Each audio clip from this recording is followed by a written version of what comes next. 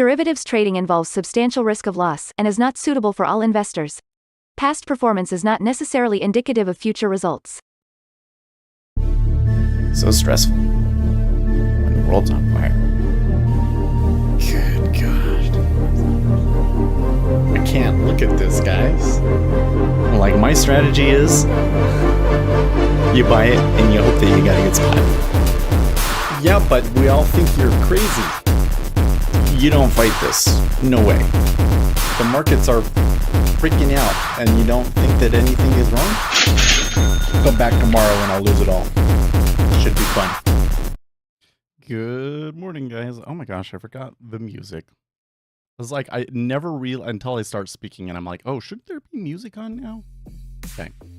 Well, it's Friday. There's actually some movement here. But I didn't think that we really had significant news, just Canadian manufacturing U.S. import prices. Well, U.S. import-export prices were down big from the expectations, though, so it could be that. But we have Fed semester speaking, so I'm wondering if maybe it could be that. Let's just come over here real quick and make sure that there wasn't something on here I missed. We do have sentiment in Goolsby later today, though, so and there was some hubbub overnight. Okay, yeah, so let's go to the charts. Here we got the Treasury after that big up from the CPI and, decent recovery after that on Thursday. You were getting some further upside overnight, but this time it looks like it is flight to safety because you got ES taking a tank. And one of the big headlines that I'm reading about overnight was that Marie Le Pen, the possible future president of France, was asked if the current political turmoil could turn into economic turmoil, and she said yes, which was a dumb thing to say, but whatever. So there is some flight to safety risk and some movements in the currencies because of that as well. Oil about where it was, silver and gold coming up here with the treasuries finally. Kappa where it was. So here's the Japanese yen, for instance. That was another thing, is that the Japanese yen did their rate call or whatever, and there was some weakness, which has since been retraced, although we may have to consider that it was intervention that was involved there. And you can see the dollar getting stronger here as both because of the Japanese yen and the euro here in this instance. They're all moving to the dollar. Okay, so we got a pretty wide range for the open here. A little bit of downside coming in, though. I don't know. So wouldn't import and export prices being weak be a further boon to the treasuries? Okay, I am hearing comments from Mester now. I'm not 100% sure what to make of this. One thing that is sticking out to me, though, is that we're at 4.22 now. So that's a pretty decent move even from yesterday.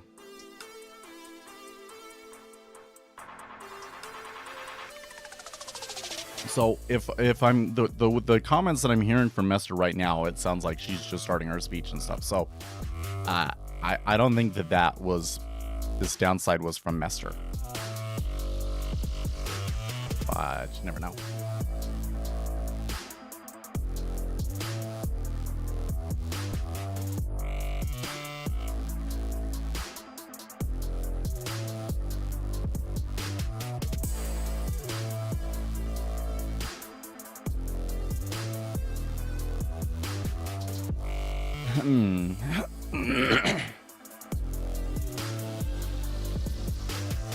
Okay, well, so then the next thing that we have to talk about is, yes, we do have to talk about GameStop. You got to realize, guys, this is like a dream. Not because it's like super crazy and all of these things, but you've got a big trader basically telling you step by step what he's doing. So you can follow his kind of like his footsteps, see what's going on, and try and figure out what the flows were and all of that sort of thing, right? Well, yesterday, apparently he was selling more of his options, but by the end of the day, he showed that he had sold all of his options or executed them and converted it all into shares. I see a lot of argument about whether he executed them or not, and I believe that the reason why there's a lot of people that insist that he what is the, it's not executed, is it? Well, anyways, his calls, right? He converted his calls into shares. The reason why they're insisting that is because they don't think that the market makers have the shares. But there is still like time value left in those options. So the best thing for him to do would be to sell the options, get the time value, and then turn around and buy the shares. And you would be able to buy a little bit more shares because of that. But, you know, I don't know how that window here we got here. This is like the window that he has. The price paid that he got here went up. I don't know if that includes what he paid for the options though. So if it doesn't include what he paid for the options, then his price paid should have gone down.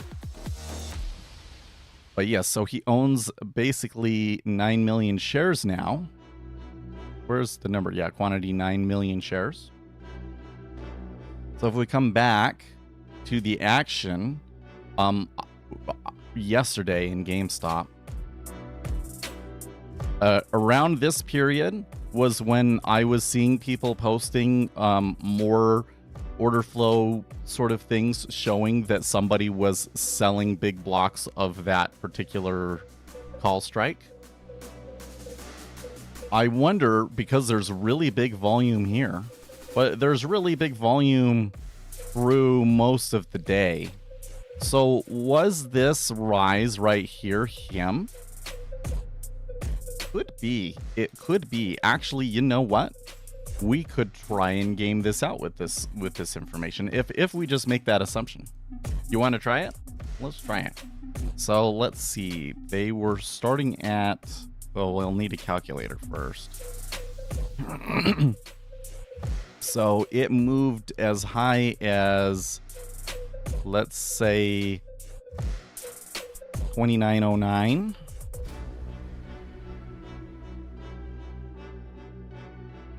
And it started at 2736. So that means 1.73. 1.73 was his impact. Perhaps. His impact might have been, he might have been buying through all of this. I don't know. If it was through all of this, I think it kind of messes up our models, because then the average volatility is like his impact is higher than the volatility for the day or whatever. This doesn't quite work. So let's say that his impact was 1.73. Block sell.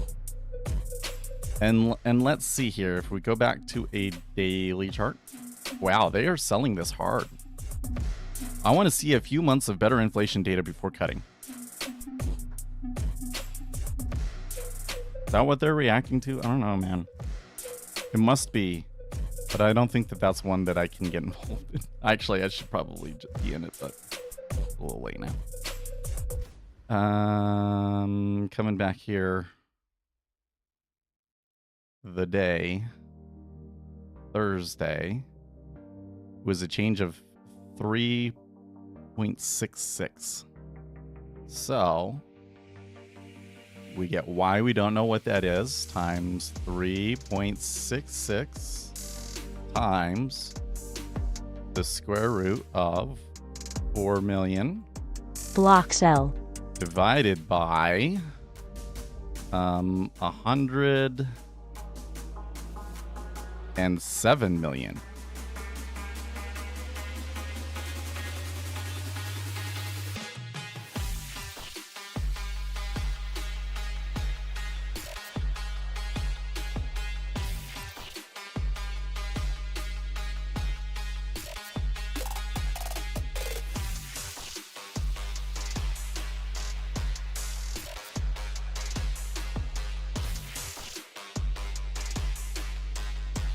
Okay, so for oops, I cleared it. Oh shit. Okay, we can bring it back. Cool. 4 divided by 107. Square root of that times 3.66. Okay, and then it's 1.73 divided by that 0.707 6511099. I think that's enough.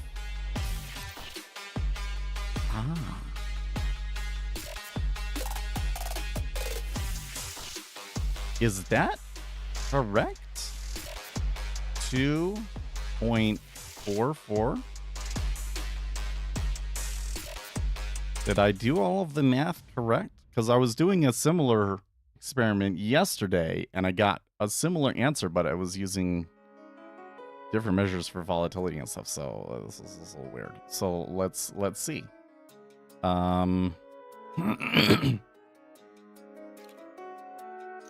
We'll do the same thing. 4 divided by 107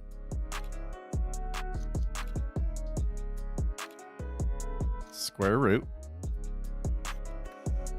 times 3.66 times 2.44 should be about 1.73. Okay. So our y equals 2.444.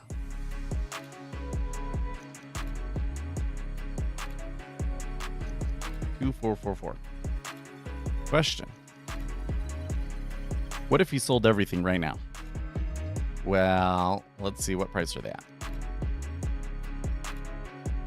They've been a little bit of a ramp up, but they're kind of coming back. They're at 29.25. Okay, so if we assume the same amount of volume as yesterday, but we're going to sell 9 million shares, so 9 divided by 107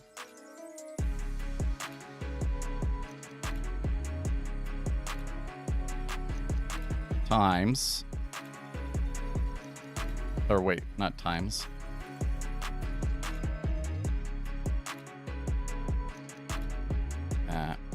Start over.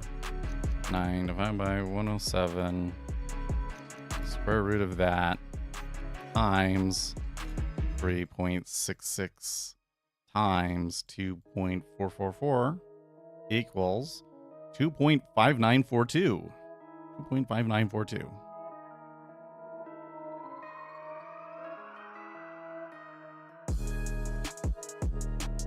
So, coming back to his position here, we are currently at 29.25. 29.25 minus 2.5942. 26.68. Okay, so he would make money off of that. He would make 9 times 3. He'd make, $21 million or something like that. It's not a lot, but so what is his break even then? 23.4135 plus 2.5942. 26. Okay. So, just make note of that. 26, which was yesterday's lows, by the way. Well, not the low, but close to it. 26 ends up being the key number for our whale. Interesting, no? Now, again, these guys think that because he executed that the market maker will have to deliver shares today and that he doesn't have them, that's probably why we're seeing some ramping here in the pre-market.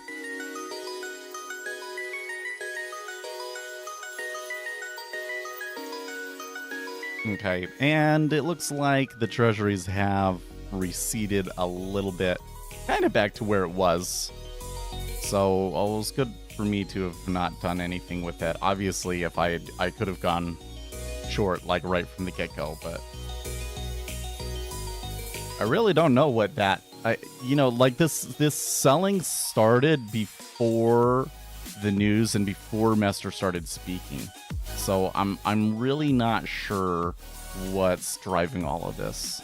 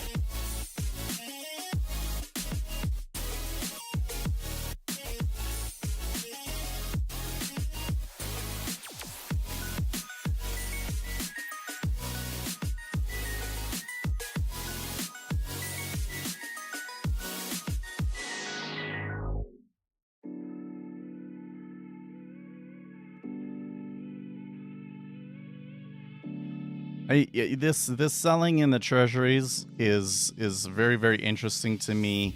It peaked and started selling before the 6:30 news. There was a little bit of a spike at the 6:30 news, and then we came back down. Let me show you on the chart. So the high was at the pit session open. So pit session open, there was a little bit of a buy and then retracement. Then the news came out, the import-export prices, and we spiked up a little bit. Then we continued down, and around here is where I started hearing the Mester headlines. So I think that this volatility was from Mester. It looks like we're recovering from that and moving up. But I cannot explain this right here in particular that kind of started the downtrend. And there are no headlines or anything on Twitter to start that. So there was a flow that was just like there to sell from the very beginning, I think. Well, we haven't gone through and done our flow analysis, so let's do that now, shall we?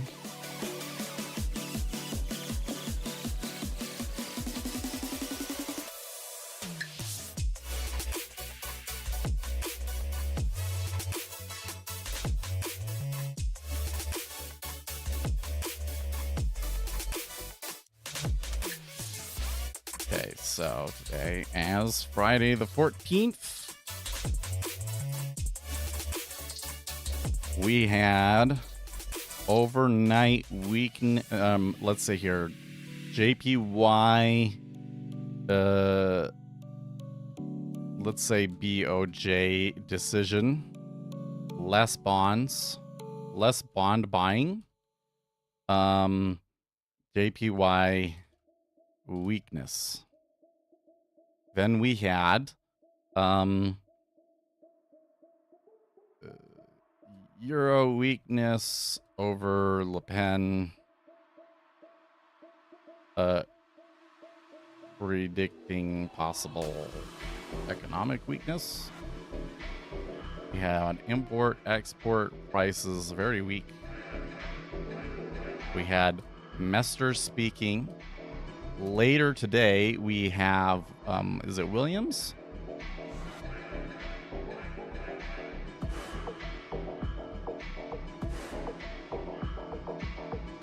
Goolsby.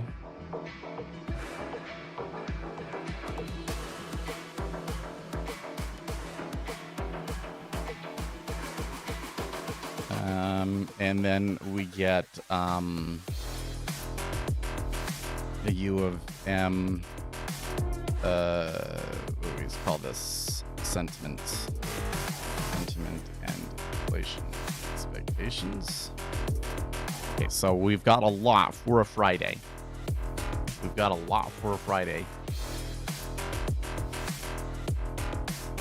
Options heading off of evens. So you saw some flows selling in the options that coincided with that.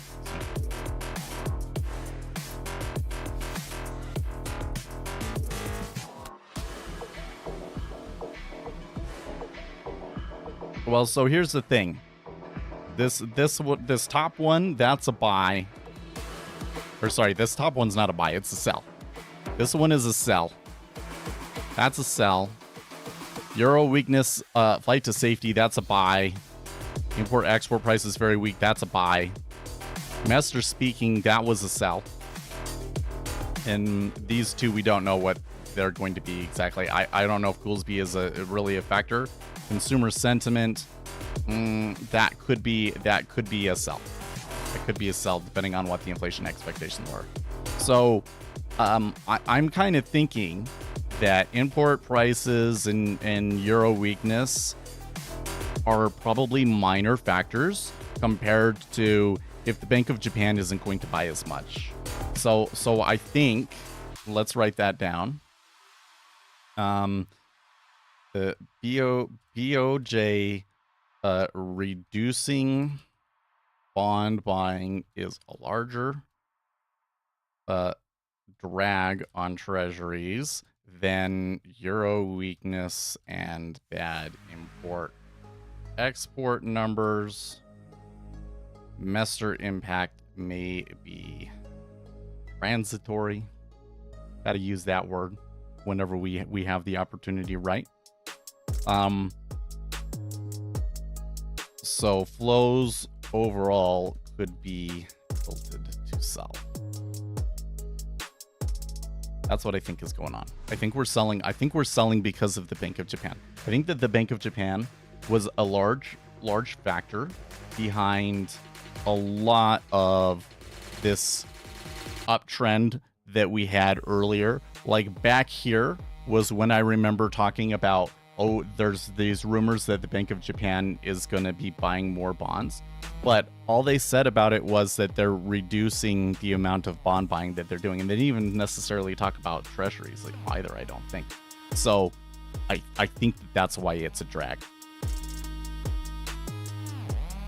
So if that's true, you probably could get pretty decent selling. And let's see here, from the high to the low, it's already 20,000 contracts, but 20,000 contracts isn't that much. So that means that we're in for some more volatility here. Although on that last little dip down, they did not reach a new low. So let's kind of hold off. I don't think that, when you get a higher low pivot, that very well predicts where we're going to go from here. But it does cause a lot of people to start trying to do things and so forth. So it's probably better for us to kind of sit and see what they do and what kind of a situation develops, to see if maybe we get an opportunity for a better short. But if my reading of the flows is short, then we do want to go short. We don't want to be playing the reversal like the Well, this could be a good opportunity for us because anybody that's into price action is probably like, oh, this is the reversal. We need to buy it here now. They would probably be looking to buy it at like 25, in fact.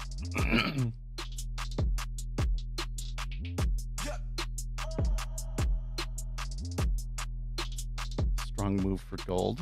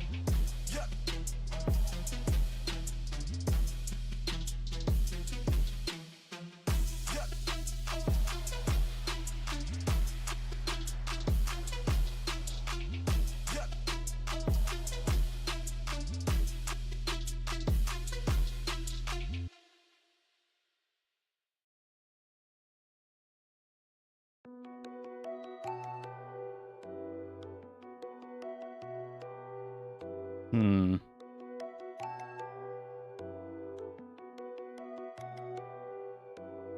Something else I'm just noticing. My cost basis, the numbers in my cost basis are surprising me. The buyer's cost basis is at 25 half, so we're only just kind of probing those. The seller cost basis is all the way down at 19 half. And you know, we're quite up from yesterday's prices. Well, this right here was PPI, wasn't it?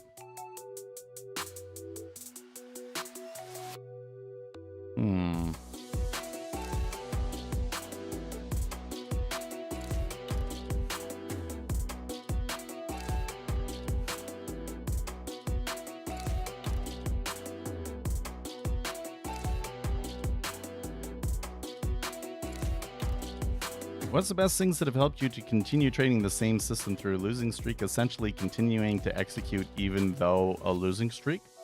Well, for the way that I trade, I don't. For the way that I trade, if I'm consistently losing, I'm doing something wrong. Right? You know, if you have a system, if you're doing like momentum trading, then you're going to have drawdowns, and those drawdowns can be years, and it's very stressful. And that's why when you're reading books like Mark Douglas's books, because I think that he was talking to momentum traders, they talk about all of this stuff about sticking to your system and all of that, because it basically becomes an exercise in sticking to your guns even when you're down. But what I'm doing is I'm trading discretionary, trying to predict the flows. So if I'm not predicting the flows effectively, I'm doing something wrong and I need to change something. And that typically comes down to there's something about my understanding of the market that's incorrect, or there's a flow that is dominant in the market that I don't really understand and am not factoring in enough. Wow, so they took a bid there at 27 too, so I'm gonna move my recenter things.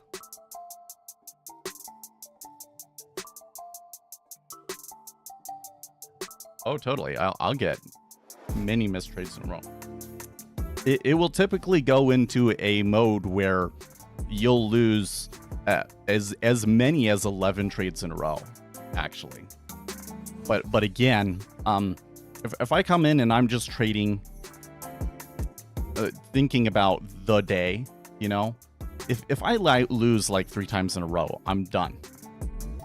In the treasuries, that's more than enough trades over the day. If I'm trading more than that, I'm probably crazy, right? And especially if I'm losing 3 in a row, I'm probably like out of my mind. I stop trading. But you could have like several days of that, right? And when that happens, I reduce my size, go back to sim, whatever it is that I got to do, and try and sort out what it is about this market that I don't understand. Because that, you know, if I'm really making accurate predictions about the flows, that shouldn't happen. I expect to lose, but because I have like a, you know, my risk reward is equal. If not, I'm looking for winners that are bigger than my losers. So that means that my win rate is going to be below 50%, but I shouldn't be losing 3 times in a row.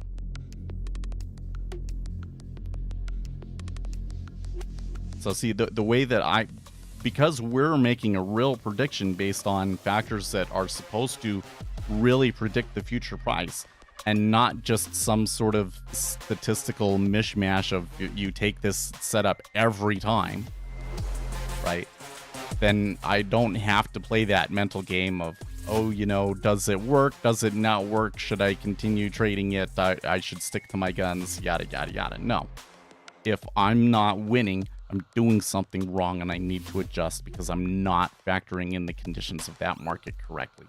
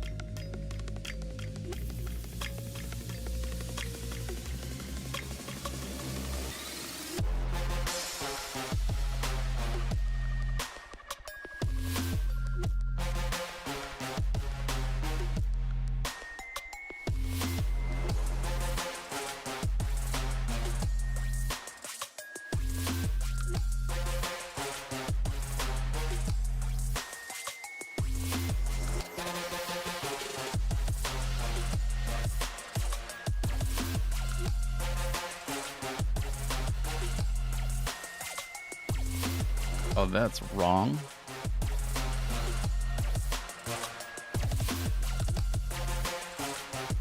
That was weird. The picture that I took did not look right. Okay, whatever.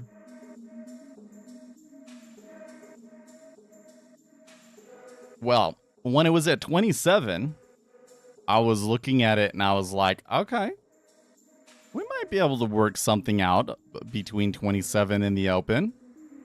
But they came back so quickly. I didn't get anything out of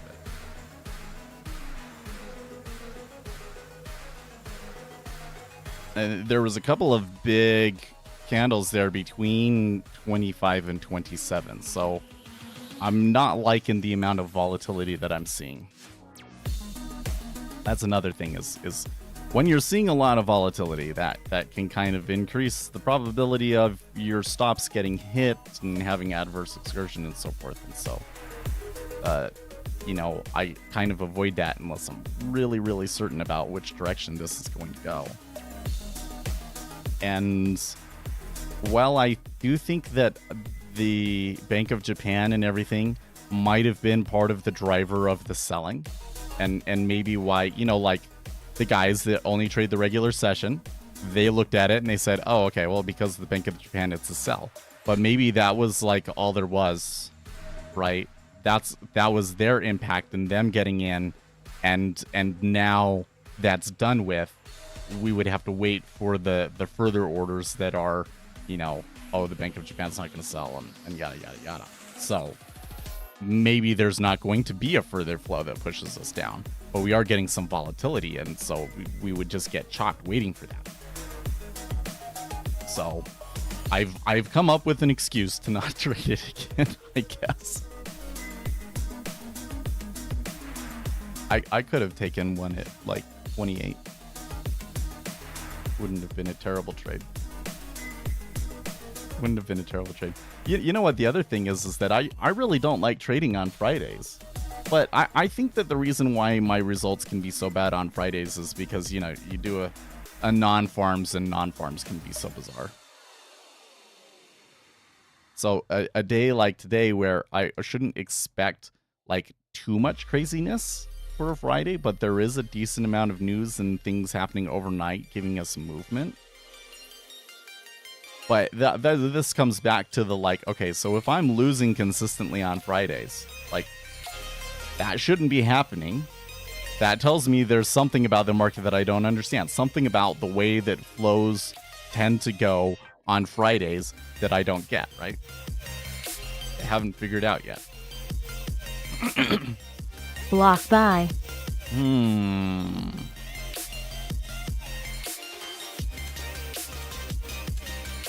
So big order popping out there.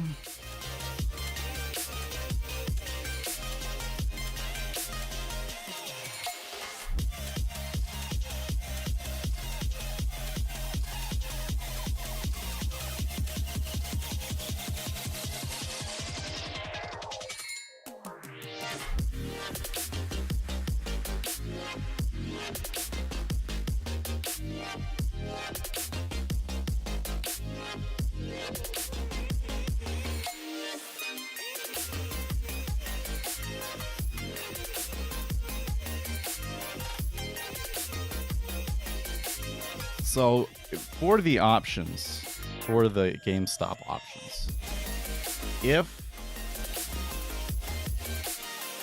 the market maker has to deliver shares and they don't have them, at what time do they have to deliver them? Do they have to deliver them by the end of the day? So is it, if we don't see some sort of insane short squeeze before the end of the day, that people will give up and will be like, oh, it's not happening? Do you like to run different trading systems in a swing trading system, scalping system, intraday? Yes, I think you do. So if you're doing mechanical trading, I think it's a good idea to have multiple systems, because each of those systems are going to have strengths and weaknesses. And when you have multiple systems, their strengths can kind of cancel out the weaknesses of other ones, creating a more robust system. You know, when I go through, so like all of my back testing in or in NinjaTrader, all of my back testing in NinjaTrader, you're doing it in a single instrument, and I'm usually doing it intraday too. So it's really, really hard to get a good Sharpe ratio off of that. Like if I can get a Sharpe ratio of 0.5, I'm usually happy, but 0.5 is just kind of like, you know, meh. You know, it doesn't get to people get excited you could run a fund off of it until you start getting into like above 1 and even into the 2s and 3s. So like, how do these funds get these huge Sharpe ratios? And what I've learned is that it's through trading multiple instruments, right? So it's when you are like, if you're following momentum across this huge, you know, because if I'm looking for a signal and it's just on treasuries, right? And I'm just looking for that one signal, like let's say that my signal is momentum. Well, that one instrument might not go into momentum for years. It might just go sideways for years. Some commodities, they're just traded in a range for years and don't go anywhere, right? So that's really going to hurt the quote consistency, which is what the Sharpe ratio is all about, of your strategy.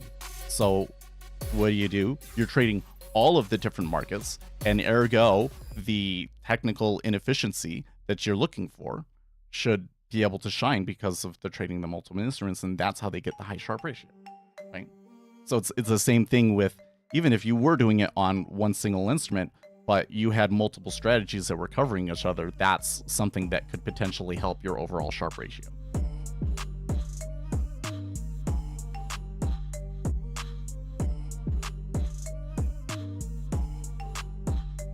And there's definitely something to that, depending on what kind of order flow it is, it gives you different kinds of trades.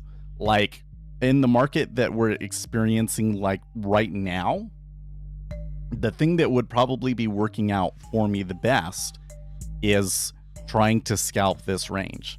Like I could have a position short, but I could be, taking sequential profits in here, because it's come back and forth across from 24 to 28, a couple of times here. And then that would give me more risk to play with, so that, I can hope that they go lower and break the lows. Although that last little tick down kind of makes me wonder if they're just going to go for the lows.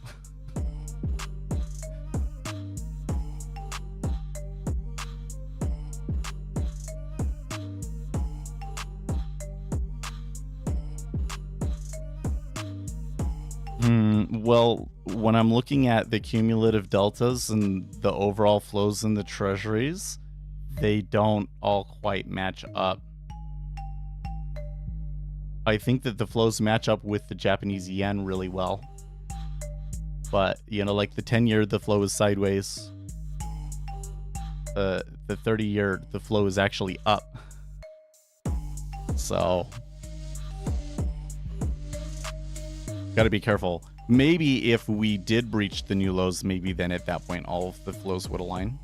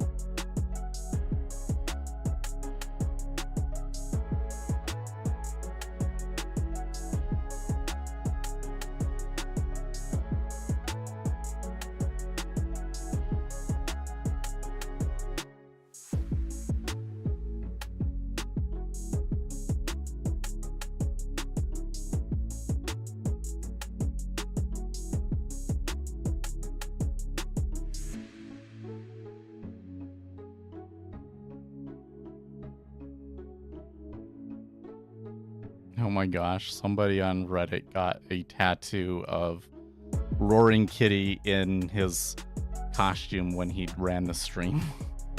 With his arm in a sling and stuff.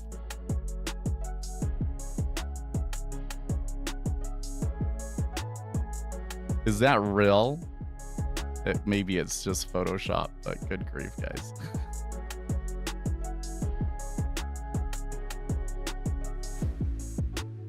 I wanted to do some programming today, right? But way more active than I thought it would be. Well, we're coming up on the open. There tends to be a little bit of movement in the treasuries before the open. And then we have at the top of the hour the consumer sentiment. So I'm not going to say that would completely preclude a trade, but it is some things that we kind of have to factor in on timing if we were to make one. I hope the tattoo is real. It tells us all we need to know. Oh yeah.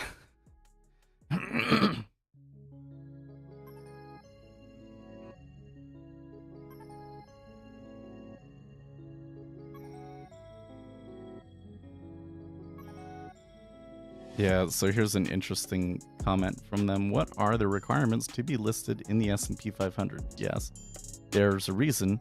Liquid 50% required. DRS is working as it should. It really chewed up the runway for shorts, but if the whole float is locked, the company cannot grow. It can't be added to larger indexes, etc.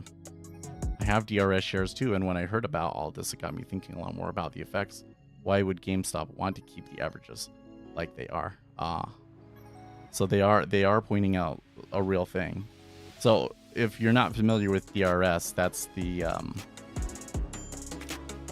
deposit. Oh man, I can't remember what it stands for.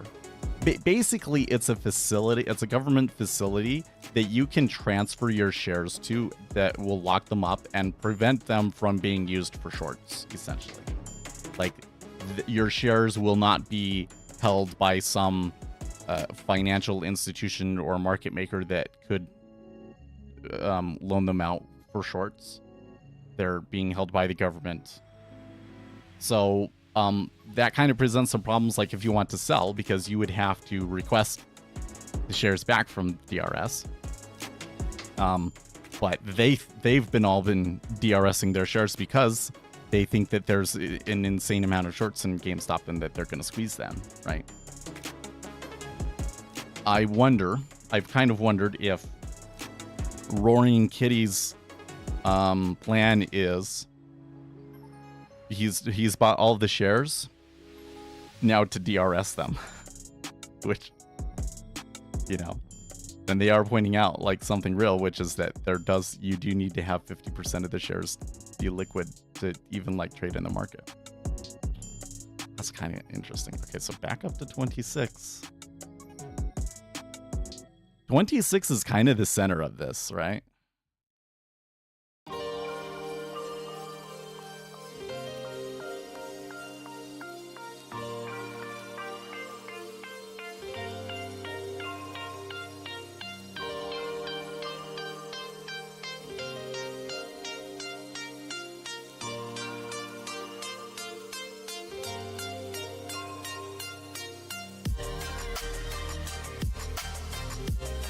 In all honesty, I'm really interested to see what GameStop does in the first hour of trading. You know, again, so like why talk about it? Because we do futures. Well, because you have this perfect opportunity to follow flows. Because here is like one of the only times with public information that you have a large trader telling you exactly what he's doing. You know exactly how many shares he owns and on all of those sorts of things. And so now you can actually game things out with the actual numbers. And we also get to see like how the market reacts to things and how people tend to react to things. Well, the thing that I've learned with people is that when they are under the spell of some sort of idea, cult, etc., etc., etc., it is it's almost impossible to break them out of the spell. Like, they will not break out of the spell until the thing really truly collapses. Like, I don't think that the GameStop cultists, as I like to call them, will give up on it until GameStop goes bankrupt. And until that happens, there's going to be these true believers that are just going to keep trying to pump it. Now, you will lose people along the way, though. I think there was a pretty large exodus when they got when new shares were offered on their heads. They didn't like that. I think that there was a couple of people that left when they were unhappy about the stream. But you still have a core group of people that they're not going to give up. And those people, they're going to interpret everything positively, right? No matter what happens. So this might actually be an opportunity for us, because I'm thinking, okay, he has 9 million shares. Now what? They think that there's some short out there that's going to have to deliver the shares and they're not going to be able to do it, and yada, yada, yada, yada, right? But I'm thinking, if he bought the shares and he's just gonna buy and hold the shares, doesn't that mean that's kind of the end of it? Like, okay, maybe shares have to be delivered today. I would highly doubt that the market maker wouldn't be able to deliver those shares. And then, like, nothing will happen. Now there's no catalyst in GameStop anymore. I guess they rescheduled the shareholder meeting for Monday because they had technical issues. But other than that, I think that you will probably see the activity die down. So it could provide an opportunity for us in GameStop if they're really pumping it up here this morning for no real good reason. That could provide good opportunities to buy cheaper puts, for instance. And what did we say that the price that would be? It was 26, right? Yeah. I would buy the puts for 26. Oh, let's go look. Market's not open, but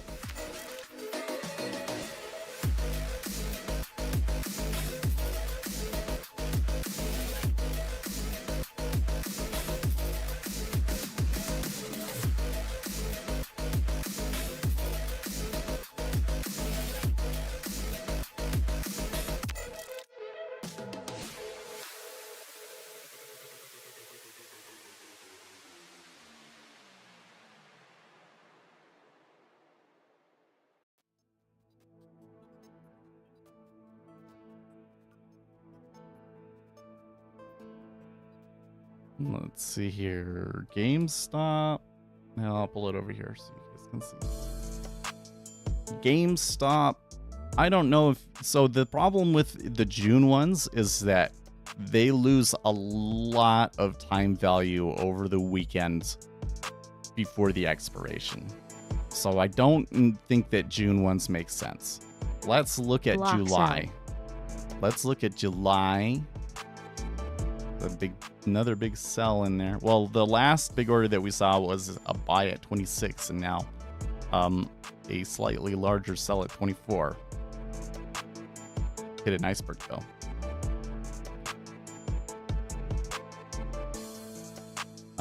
So we want the puts at 26. 613.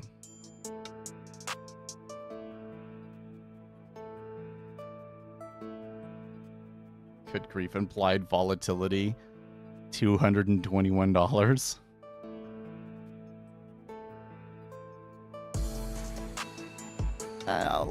Let's wait till the open. That might change off after the open. That seems a little high to me.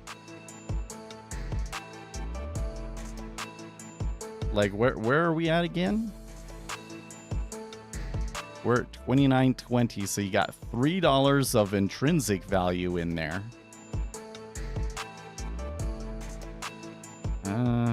Maybe it is reasonable.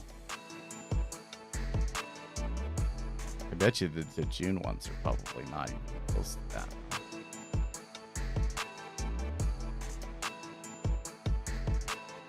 Oh, 225.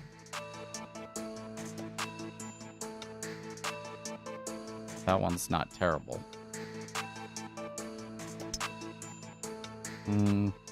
So it wouldn't, I don't think that it would be a super great trade, actually. Maybe if we could sell calls, but that's a little foolish. It's a little foolish, I think.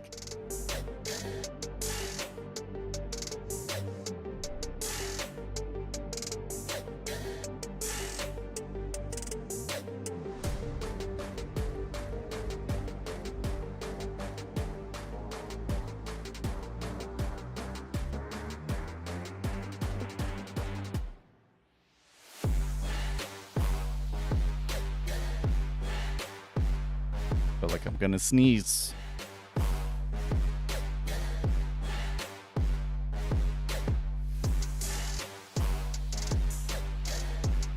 when you remember I said you scalp the range? Should have started messing with that on sim. Might be too late now. They do seem to have formed pretty good, yeah, a line here.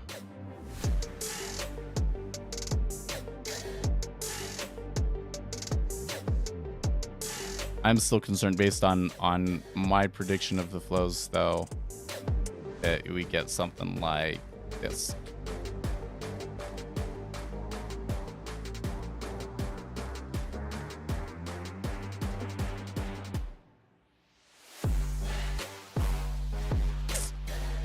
Elon Musk officially shifts Tesla Incorporated to Texas following a vote.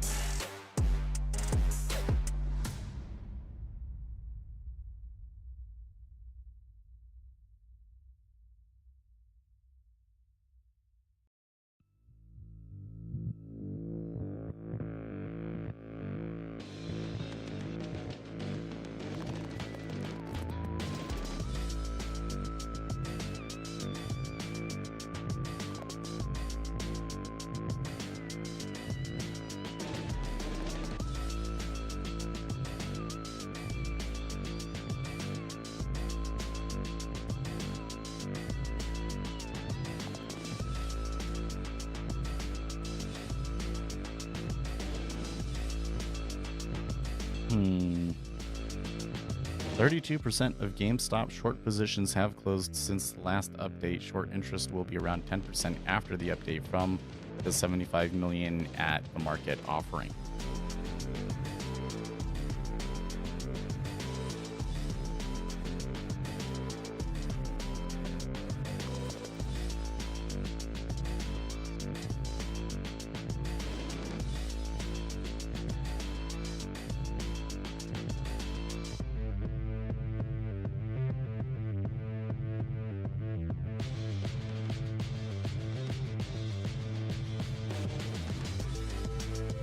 Noticing, by the way, so typically we would like find a liquidity hole, right? And we would just trade across that liquidity hole, and you would find one price in this volume profile that would look like this, right? But that's not what you see at all, do you? You got this instead. So there's this disorganized range that we've been trading across. So that is not that is indicative of a market that does not actually have anything going on in it, right?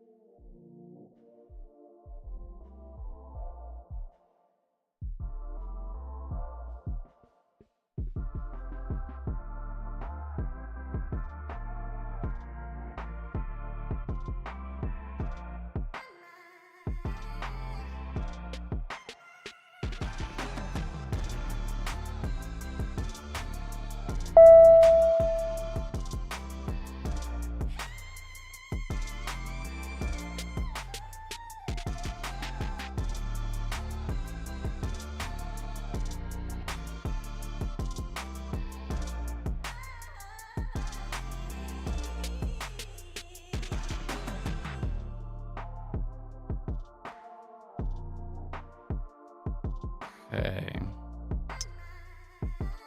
Here we go. Let's put that chart up there at the bottom again.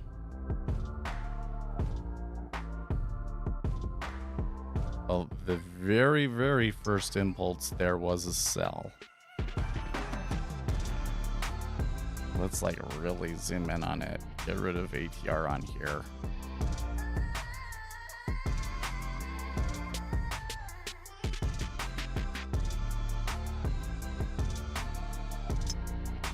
Did it get halted? No.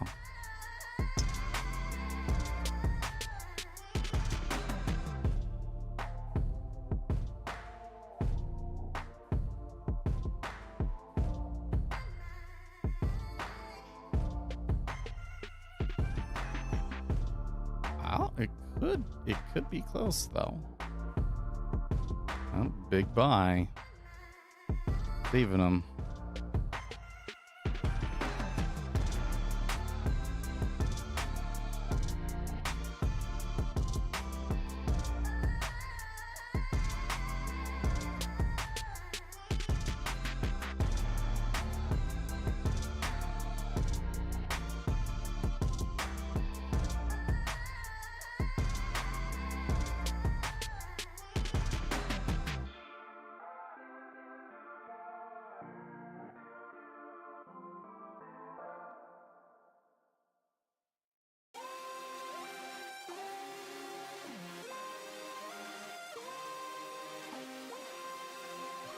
So, again, we've been trading across this range, and when we do go across the range, it happens very quickly, which I really don't like.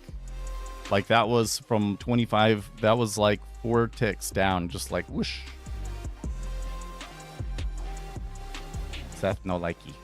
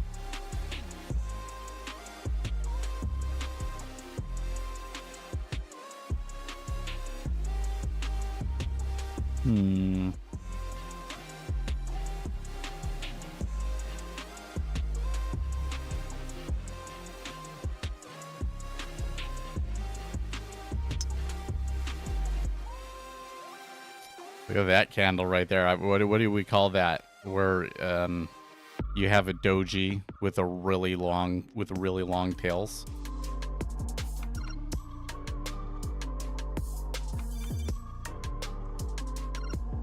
We are going to have a second leg of the meta order. It's now or never. I don't know about that. So normally I would be like, okay, we had one leg of the meta order at 6:30.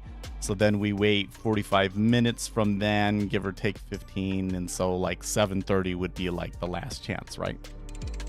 But we have University of Michigan today, right? So somebody that is executing a large order, they might wait until after that is through to do something.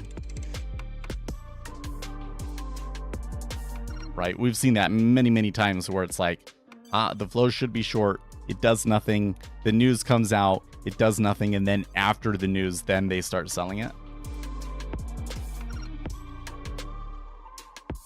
The your effed formation, it's pretty complicated. I wanted to call it a shooting star, but a shooting star is like a doji with only a cell tell, right? Like hammers and shooting stars. I forget what they call it when it's a doji with just really big tails.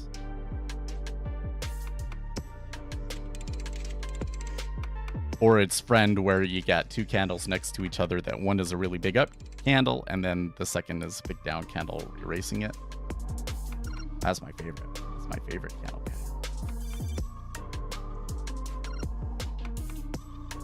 I always look for those for reversals. Or did, rather.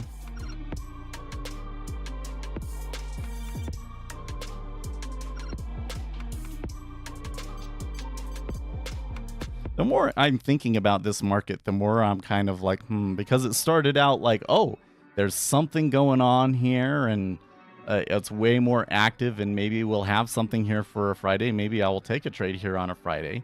And then it kind of turned into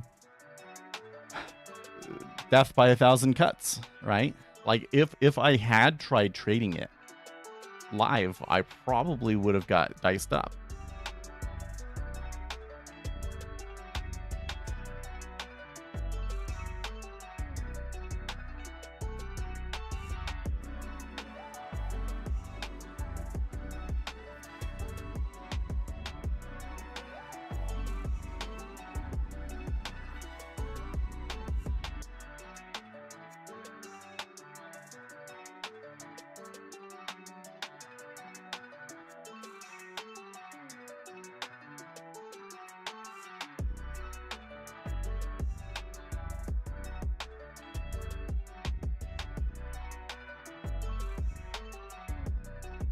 And they're moving up. Are they going to beat that high from the pre-market?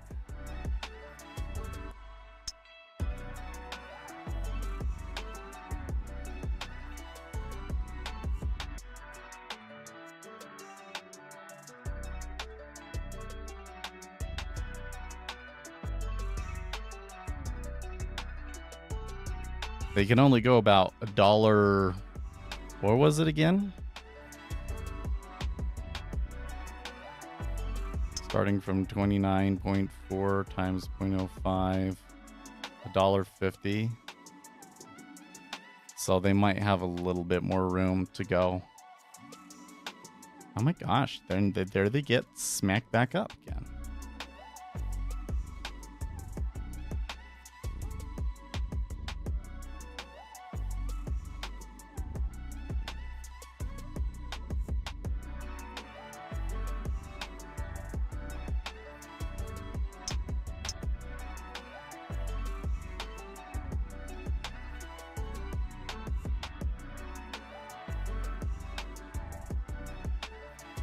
Okay, well, let's come back over to Fidelity here.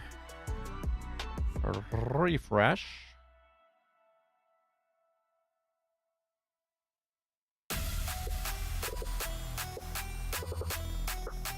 Give me just July 26. It's a little better. Now they're giving me $5. So it has come down a little bit. The spread is ridiculous, though. 90-cent spread. Paying almost $1 in spread. No, thank you. No, thank you.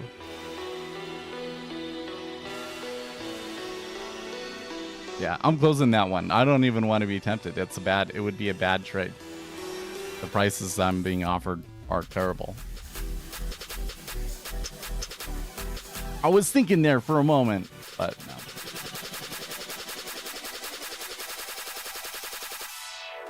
Last Thursday, I should have bought the options last Thursday. Would have made something. Oh well.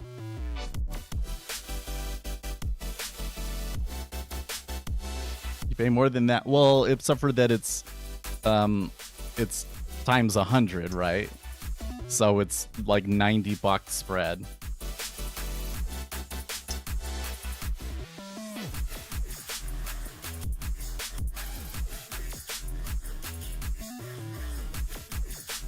So like it has to move a whole dollar in order to pay for my market order. That's really yuck.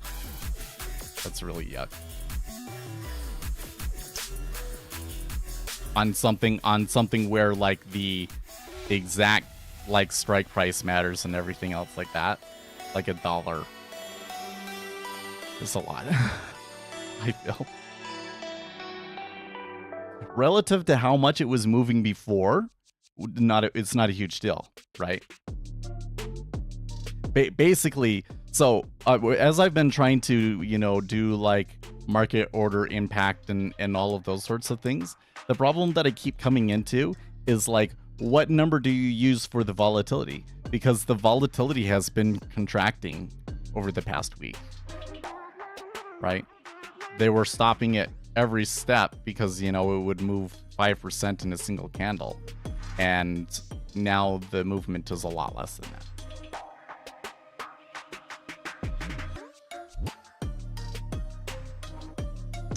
And if activity continues to decline, you're gonna lose money on the implied volatility declining.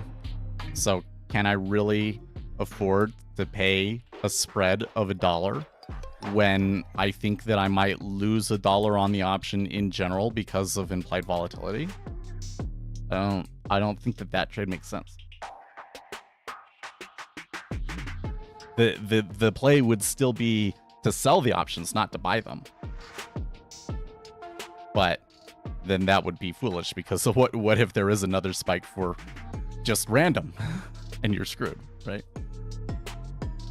And you'd have to have a really large account.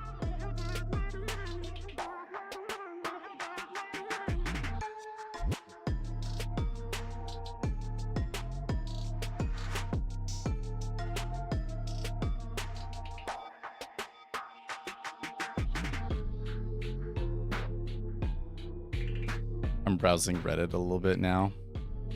So I'm in the weightlifting subreddit. And people will be like, here's my back squat. Do you have any thoughts or opinions on my back squat? And it's like, it's a back squat. It's kind of hard to screw it up, dude. It's not terrible. I can't tell how close your legs are together.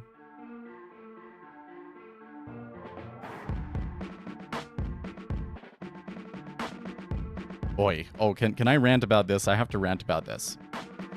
I think this was a fundraiser last night. Donald Trump hinted at, why don't we eliminate the income tax and replace it with tariffs on imports? Probably a bad idea. Probably a bad idea. I press disk in my... Okay. So what Kay is saying here... get this guy to where he's down at the bottom... is that sometimes people, when they're down at the bottom, their butt will kind of curl in, like just a little bit down at the very bottom. And the problem with that is that your back is kind of like, here's your backbone, whatever. It's got these things that come off of it where the ribs go in, and then there's this disc, and this disc is kind of like this weird jelly substance with like these strong threads that kind of keep the jelly in there.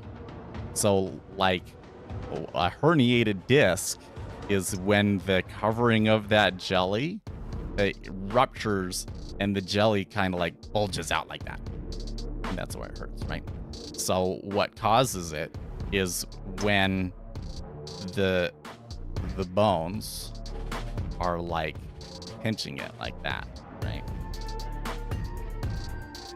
Then you're gonna get a good bulge like that. So when you're back squatting, already under tension, and then you get down to the very bottom and you kind of have that butt wink, then you're more likely to get that bulge disc. For most people, it's going to be fine. And as you train, that butt wink will probably go away. And if it doesn't, there are some specific exercises that you can do to fix the imbalances that cause it. It's part of it is like a mobility problem. Part of it is a weakness problem in certain parts of your back. But yeah, he's not doing a butt wink.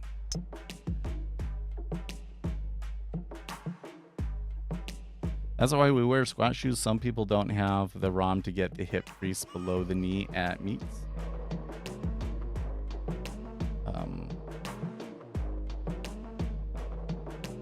for back squats?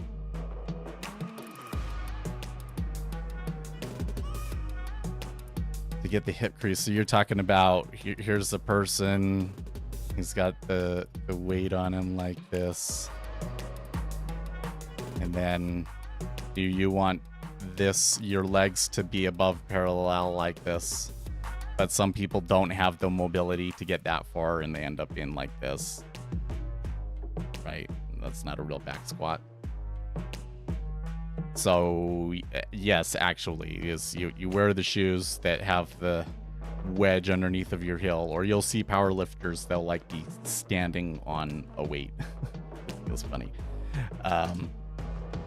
And that gives you kind of shifts your whole system kind of up like that, so that it's a lot easier to stand upright and to get a really good, so that you can be like this guy.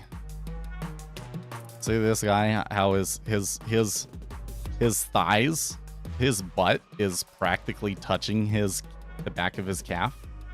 Like it can't, that is completely closed, right? At IPF powerlifting meets and most feds, we have to get the crease of the hip below the knee. Oh, that's interesting.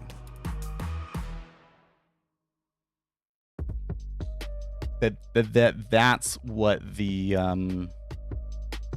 that's, well, you know, I was always told that it was just that your thigh needs to be below parallel, but it's the same thing. But kind of comparing the knee to the hip crease is probably a more objective way to look at it, huh?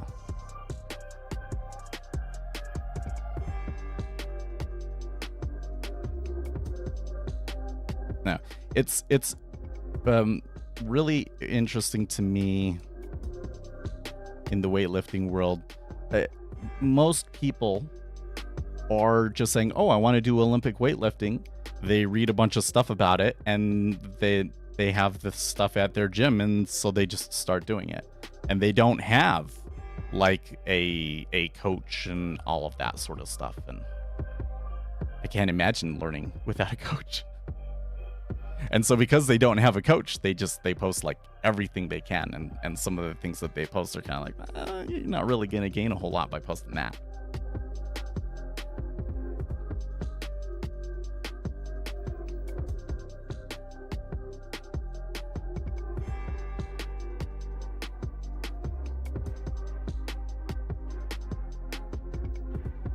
A lot of people don't realize they've learned through pro science. I don't know, because so in Olympic weightlifting, we always, one of the things is, okay, here's your back, here's your shoulders and your arms, right? And here's your back, okay, and this kind of is like your shoulder blade, right? So a lot of people, they will, oh, and then here's your traps. Okay. Oh my gosh, that's like a terrible diagram. Shoulder blade, traps. Okay. So a lot of people will put the bar like here. If you do it here, it's going to fall off your back, right? You would do it here, and this is called the low bar squat. And technically, you can squat more from here. So power lifters, they typically do a low bar squat. Bodybuilders, as a result, also, as I understand, tend to do a low bar squat. But Olympic weightlifters, we do a high bar squat. We put the bar on top of the traps. Not only is it more comfortable to put them on top of the traps, but it puts you more upright. It puts you more upright. So you can get lower in the squat, for starters. Like the mobility is better, and you get a longer range of motion. So And this kind of lends itself more towards the athleticism. So I argue that more gym goers should be doing high bar squats than low bar squats. I think that you should only do low bar squats if you're powerlifting and you're going for max squat.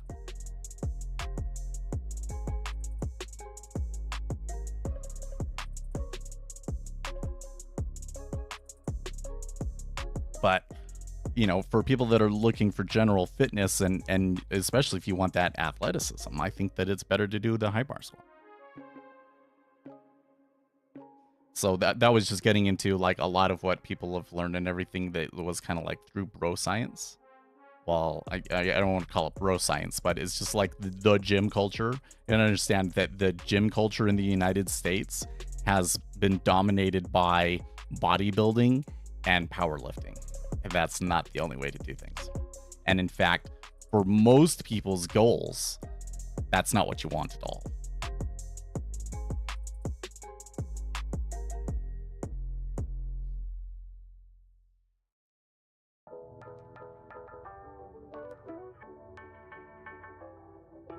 Seth Ribito. Funny.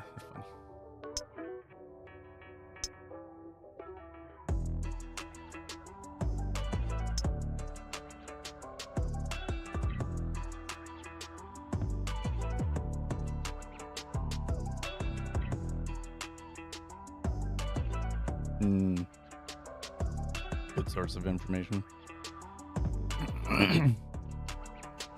I watch a lot of videos about. I actually watch a lot of videos. There's a YouTube channel called Catalyst Athletics. Everybody in the Olympic everybody in the Olympic weightlifting world knows this guy, because there's not actually that many people talking about Olympic weightlifting specifically, and this guy is like the top US coach essentially. So I watch every video that they put out. I watch every video that he puts out. And for the Olympic lifts, man, the snatch and the clean and jerk are such detailed movements. There's so much to know and learn about them. And then once you have the basics down, then there's all this stuff to know about that you can know about how your different proportions, your calf to your hip and all of these sorts of things might affect how you might want to carry out the lift and all that sort of thing. So that's my primary, like, when I'm watching stuff. And of course I have a coach, so like if I feel like I'm not doing something right, I take a video of it, I send it to her, and she tells me what she thinks. I think right now though, I think that the biggest thing, so let's see here, 2018 2019 was when I got my current snatch PR of like 74, and then the baby was born. Like there was this one lift that I knew because Melissa was pregnant at that time, so it must have been 2019. Yeah, I was like, this might be my last really good chance to get a good PR in at a competition, because then there's gonna be kids that's gonna be a lot harder, and it has been. So one of the big ones has been sleeping, right?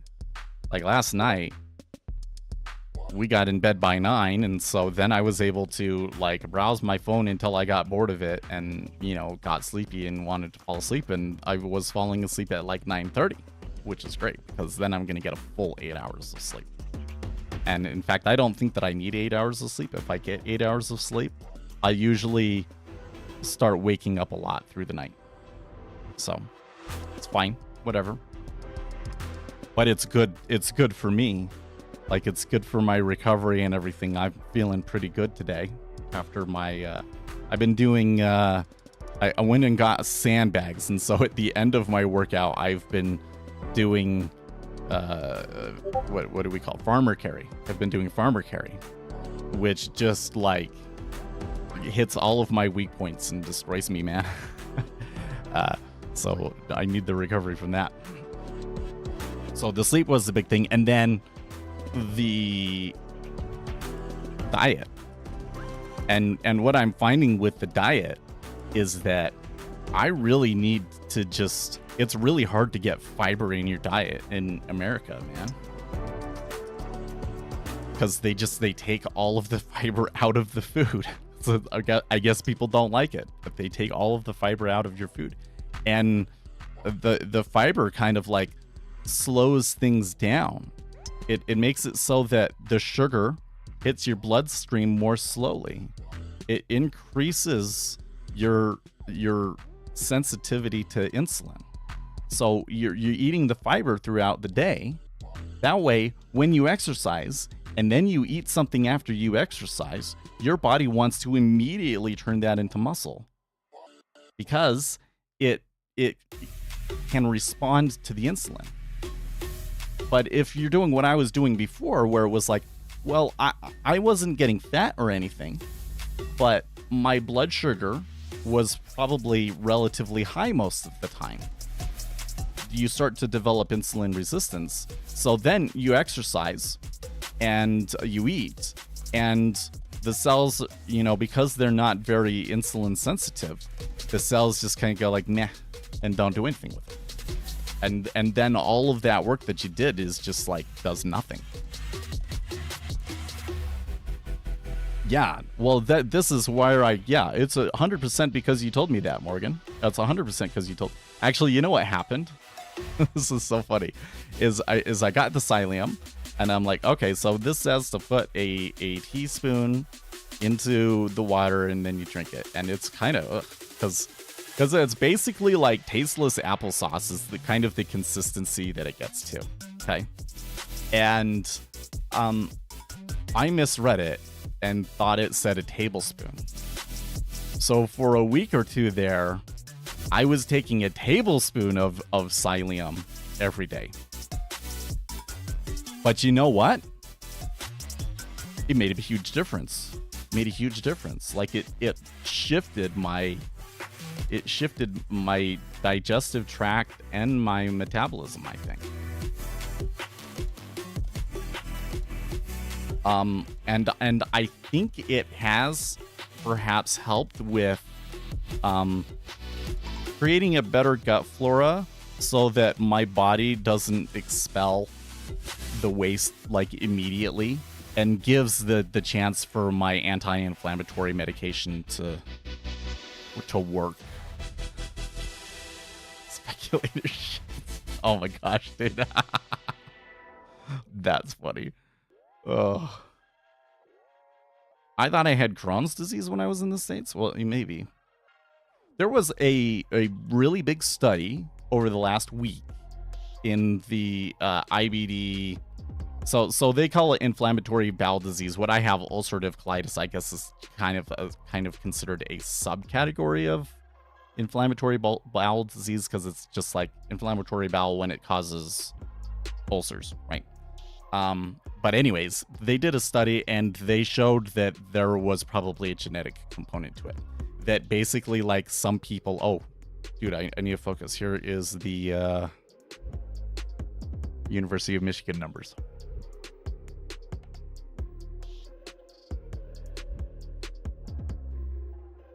Okay, so the headline number is much lower than expected. 5-year inflation preliminary 3.1 versus 3, and 1 year 3.3 versus 3.2. So we got another situation where they're going opposite ways. I think that for the treasuries, the inflation expectations are a little bit more important, but they're only like just barely above expectations. So I don't know if that's a huge deal. And I'm not seeing a very strong flow coming off of it. So I'm going to say no trade for me off of that. I do think that we're still maybe slightly flows to the downside, but we're rising right now. So I think I should stay vigilant. Yeah, I think I should. I don't know why, but that made me laugh for real, and it scared the dogs. Yeah, it was funny, dude.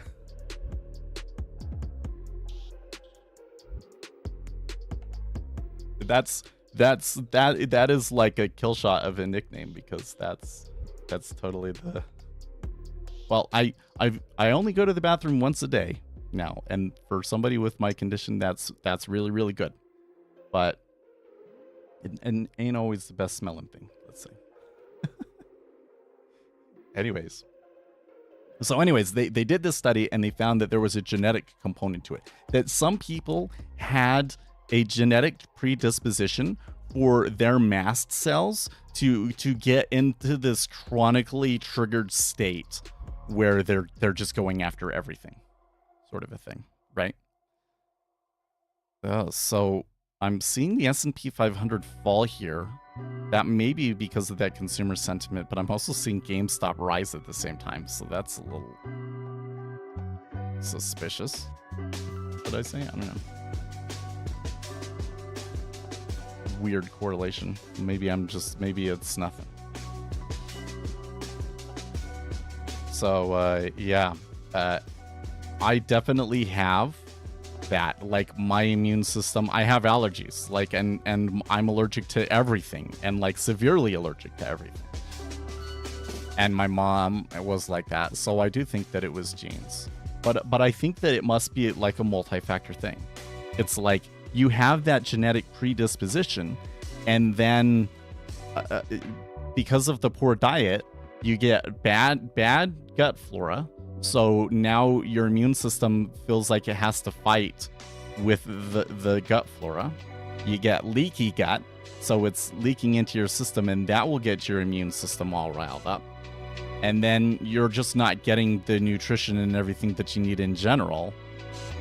And so, yeah, I think that it could be the case that for some people, you know, they have the genes and whatever, but they don't have the environmental conditions. And there is an argument out there that the American diet is worse than the European diet on these things. But I don't know. That's one where, again, it comes down to, like, I really wish that I could get like super, super deep into nutrition, but I don't. That's not me. That's not the opportunity that I have.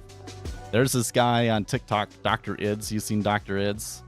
Oh my gosh, he knows freaking everything about that crap. And like, you bring something up and he can cite like 12 studies about it. It's crazy. And he will constantly be debunking these sorts of things where they say, oh, this is banned. It's allowed in the United States, but it's banned in the EU. But then he points out that it's like, actually, they just sell it under, it is banned in the EU, but then they sell it under a different name. And so they do have this coloring or whatever it is in the EU. So it's unclear to me the extent to which that is true. You know, like, would I be healthier if I moved to Europe? Not so sure. I'm not so sure.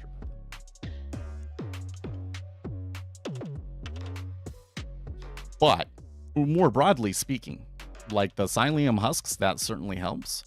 But it's like, I've got to get the carbs from the fiber. Psyllium husks got nothing in it, right? I need things that give me energy, but over really long period of time. So that's why it's like, when I have breakfast, basically every day for breakfast now, and part of the reason why I'm a little bit later now is that I'm almost always making eggs cooked in avocado oil and bran muffins. Bran muffin has a lot of fiber.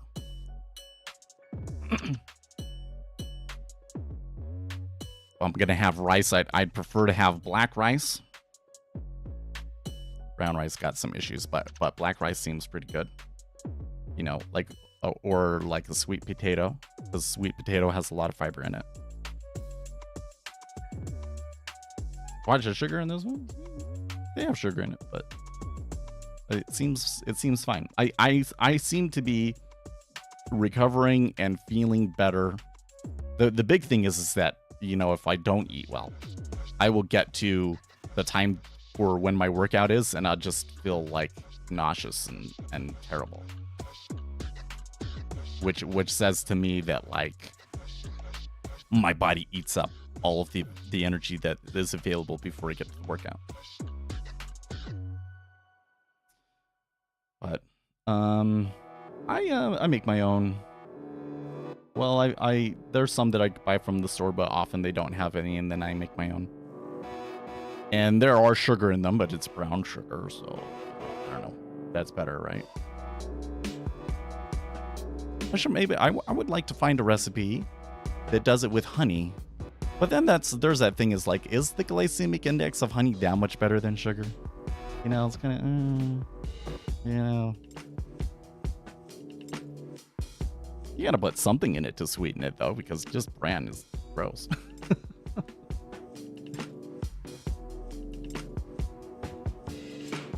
You know, nobody eats just bran cereal. I don't think anybody does that.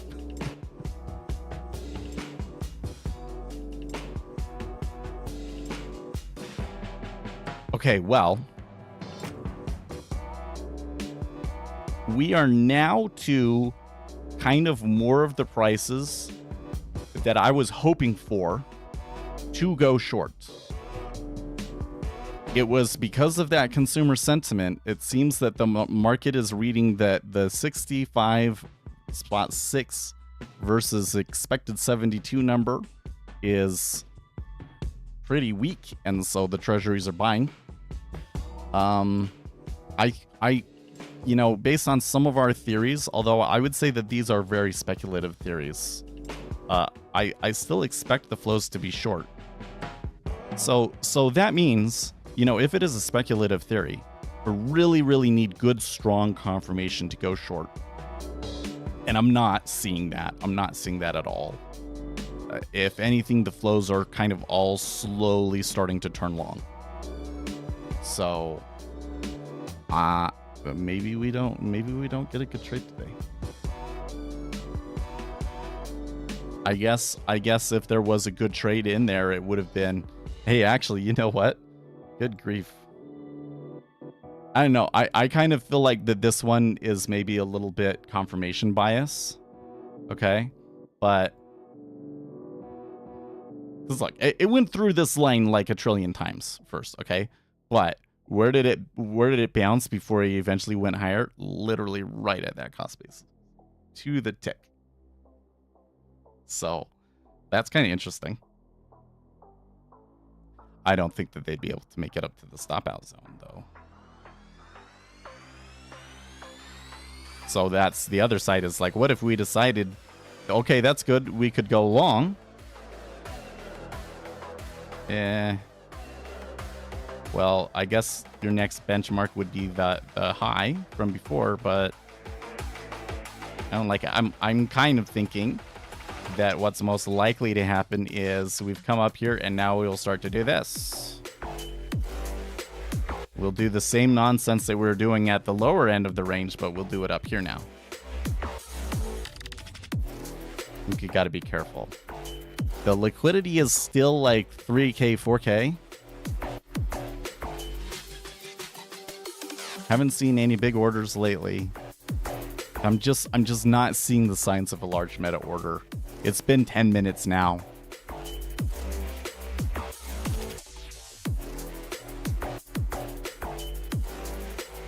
Would ZN option open interest be? I think yes.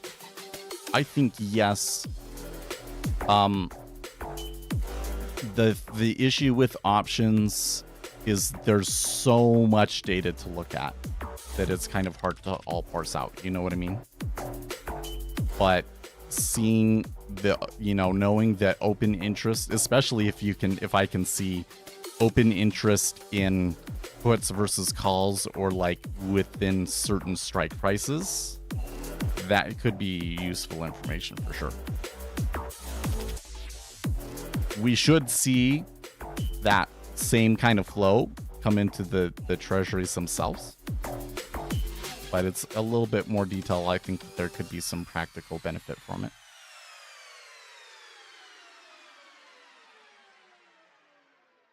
But I guess I wouldn't really be able to know for sure until I was trying it.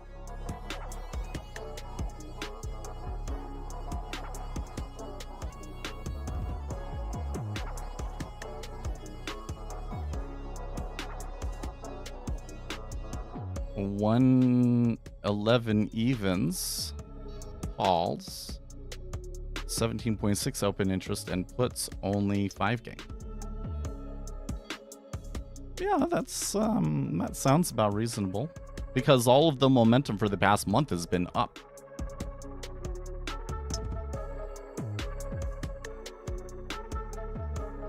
$111 is like right where we're at.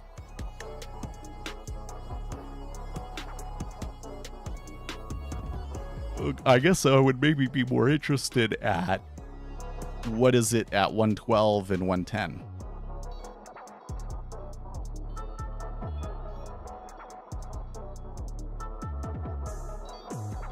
But whenever I go and I look at the puts, the quick strike tool to look at these sorts of things, like the amount of open interest at the other strikes is like so substantially less that it's kind of like I'm not even sure if there's actually real information in it or not.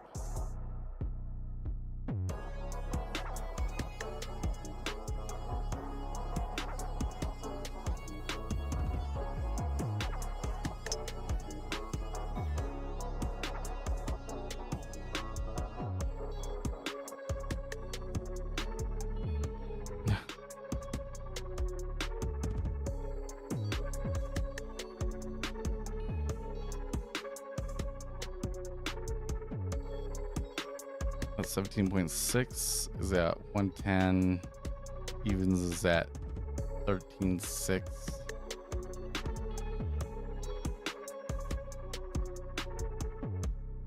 Oh, did ZN come back down? Oh my gosh. Wait, how did I... 1, 2, 3, 4. Has it really already been 5 minutes? Because I feel like that I was literally like, okay, we went up here. Maybe this would be a spot to go short. It bounced right here. That was interesting.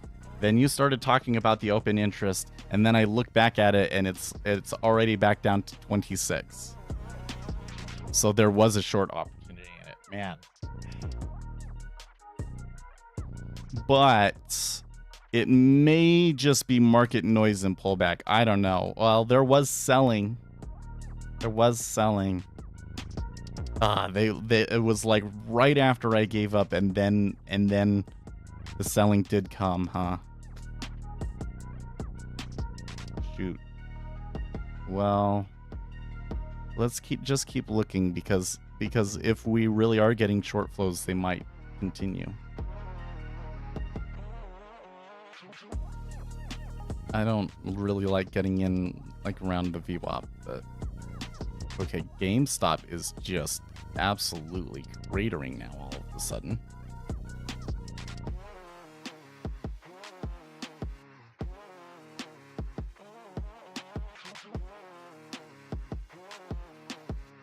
Yeah, it's a little weird.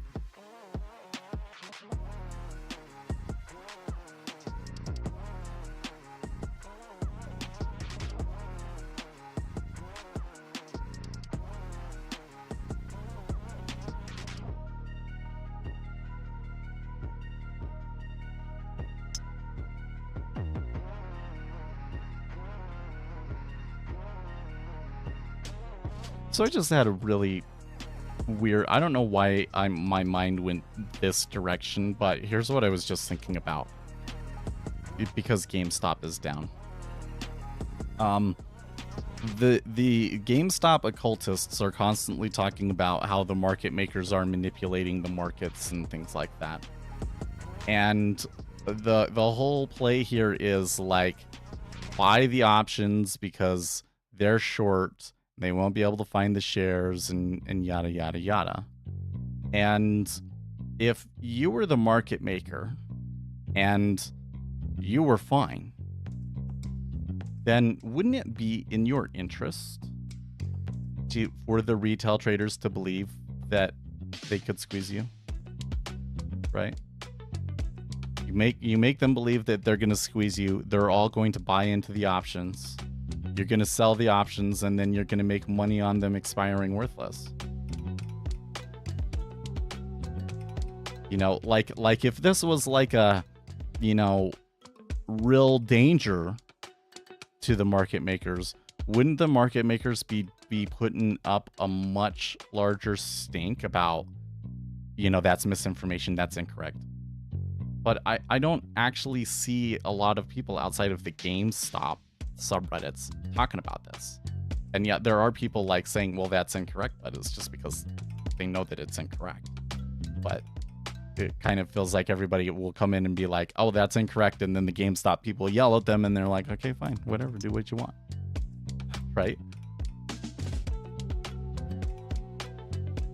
Because right here, this is like the test. It's like, okay, you bought the options, you executed the options, that should trigger it, right?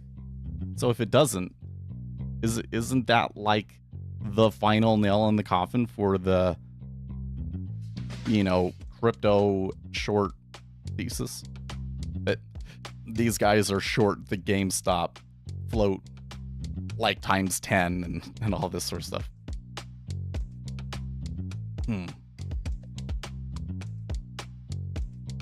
Just a thought. It's kind of curious to me that like now they're falling. There was like that little bump on the consumer sentiment number, and now it's just like it just really collapsed. And the ZN another 2 ticks. Like they are eyeing those lows, man. You know what? I'm really bothered by this one because I totally called it. But at the moment that it was to take the trade, I said it looks like the trade was wrong. And I didn't take it.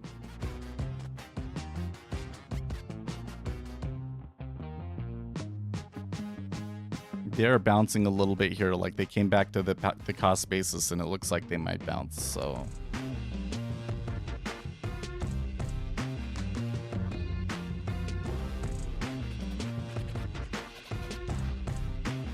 good grief, here's another one that's been triggering me. Vote for Trump. Bitcoin mining may be our last line of defense against the central bank digital currency. Biden's hatred of Bitcoin only helps China, Russia, and the radical communist left. We want all the remaining Bitcoin to be made in the USA. It will help us be energy dominant. What a load of nonsense. You know what I'm seeing here, man? I'm a little concerned, to be honest with you. Going back to the tariff thing. When you tax something, you get less of it. Okay, so you're going to get less imports. That's going to hurt the world economy. This is going to hurt other countries, and everything's interconnected. And a lot of our wealth comes from the relationships that we have with other economies and being able to trade things back and forth. And you can't do everything here. So I don't think that the world would be as rich as it is today if we hadn't have gotten rid of all of the tariffs and stuff back at the later end of the 1800s. So basically I'm saying my understanding of economics suggests that this is a really stupid idea. And, Trump had some really smart economic people in when he was president. Like Larry Kudlow, he really knows what he's doing. Steve Mnuchin was pretty good. Doesn't sound to me like those are the people driving Donald Trump's economic policy during his campaign. I think it would be pretty hard as president to get like tariffs passed. But the Bitcoin thing, that's all regulatory. And he's saying nonsense. Oh, we want all of the remaining Bitcoin to be made in the USA. It will make us energy dominant. No. It'll just put more pressure on your electrical grid.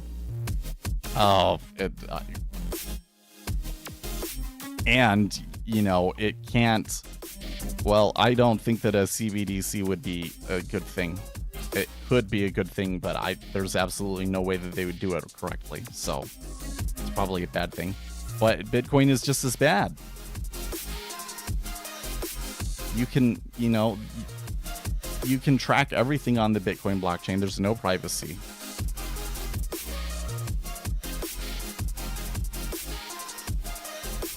But he's got somebody whispering in his ear now, pro Bitcoin everything.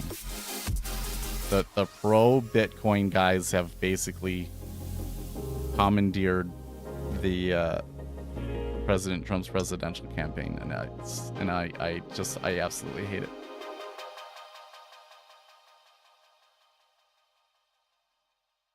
Wow, there are options that expire today, 112,000 versus like 12, like only 12. And that's calls versus puts. So there's a lot of call options that expire today. That's interesting.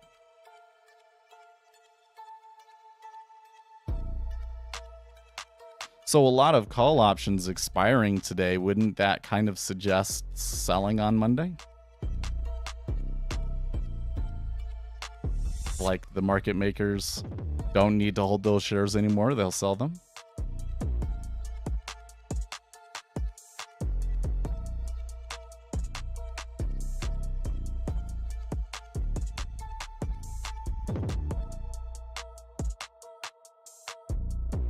Options, what I'm looking at are all options that expire today.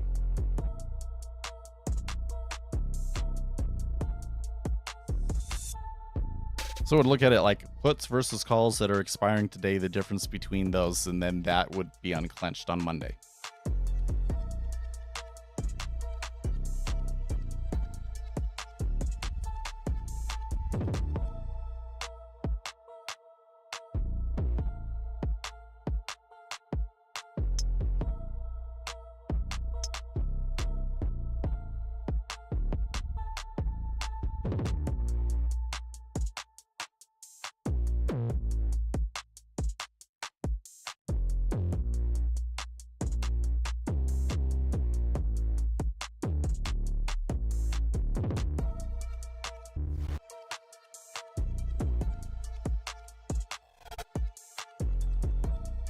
Well, so I don't know about this. My original trade was like, I'm going to see some selling come in. I didn't like it though, so I didn't take the trade. We sold down. We bounced off of my cost basis literally to the tick again. And I was like, oh darn, I missed it. But if there really is like a persistent sell order in the market, why are they bouncing back up so hard?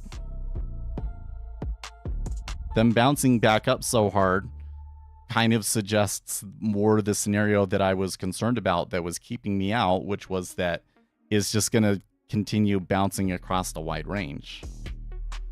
So maybe I was right to not take a trade, even though I could have made a little bit on that.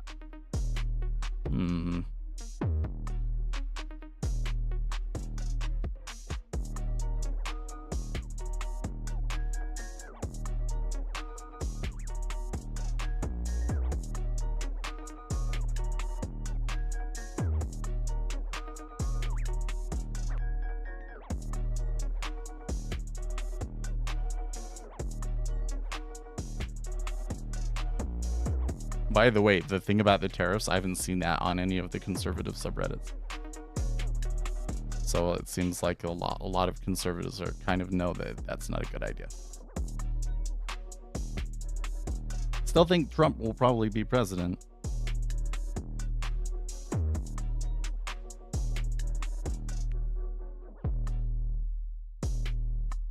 Okay, so GameStop had a small little dead cat bounce there and eyeing lows again.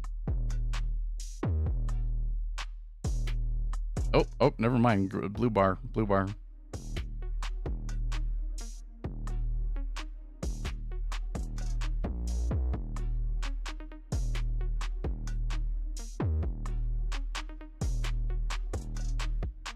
I need to learn more about reading options boards and keeping it in mind when I trade. Yeah, well, okay, so I don't know about like here's the thing is maybe you could have a board up that is like a chart of every single one of those numbers that you're seeing, and you could be watching them and stuff like that, right? Like that's probably not actually going to help you, right? I think that the options, I would look at the options board in the same way that I do the commitment of trader reports, right? It's information that I want to look at, that I want to review, and that I want to review regularly on at least a weekly basis. But when I look at those numbers, they shouldn't super surprise me. I'm going to gain some insights from it, so that's why I'm going to look at it. But if I look at those numbers and I'm like, it's completely different from what I was expecting, then I'm doing something wrong. Like, I'm not understanding the market correctly, right? Because what people do in those options should ultimately get reflected in the flows that we're seeing here. Because if somebody buys those calls, there's going to be somebody else selling a contract to hedge it.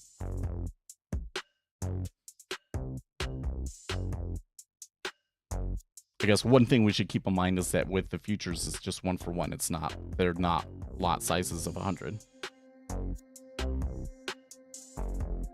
So that would make the analysis a little bit easier. But you get what I mean? So don't go too ham with it. This is what I'm saying.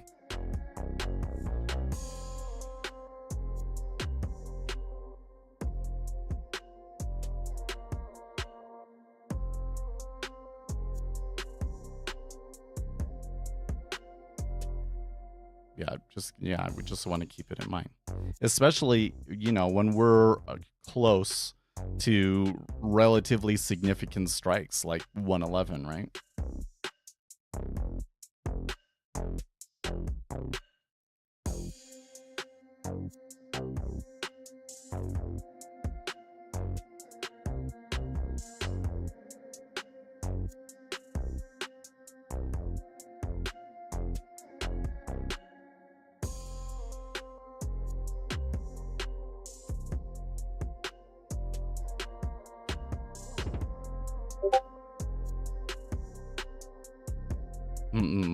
R/unpopular opinion, the pole dancing fitness trend is absolutely cringeworthy and tragic and not sexy at all.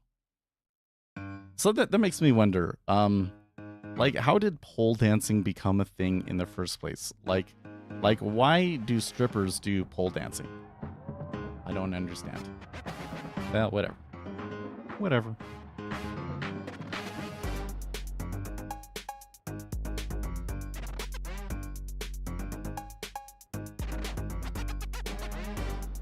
They're kind of fighting there in GameStop.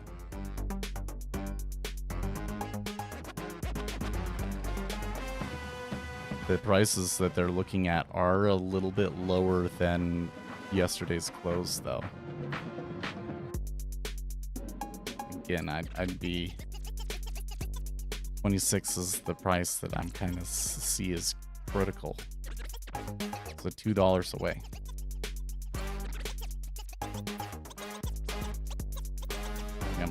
I really, we got to get in on some of these back testing. I really want to do some back testing. Like, can you do a momentum strategy based on the COT?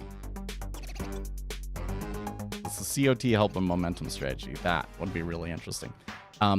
Because if that does, then we could turn around and we could say, can we do a momentum strategy with the options open interest?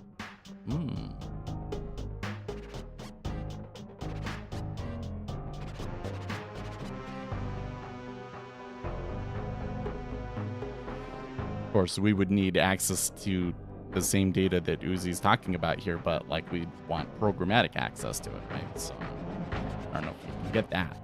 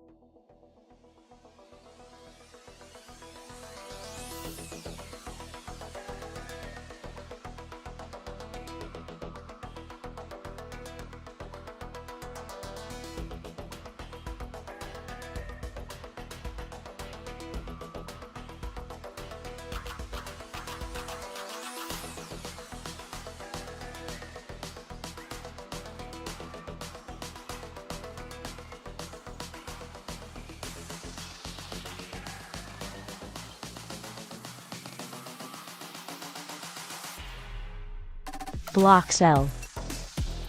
Okay. Did you see that one? Oh, wow. So that was a 5,500 contract sell order. And I saw orders hit across 3 prices between 27.5 and 26.5.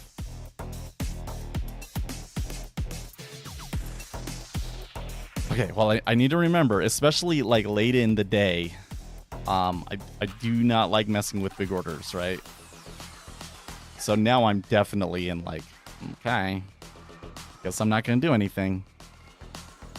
They were trying to bait me. I'm like, I watched this and again, it's like, I don't think that anybody would have a reason to watch me and do things based off of me, but like, if they were, what would be different? If they were, what would be different? I kind of feel like it's trying to bait me into taking a trade today, and I've resisted so far. And now, especially with that big order coming through, I think I'm happy that I didn't take a trade. I don't know. I'm not watching these micros, so I don't know how far we came.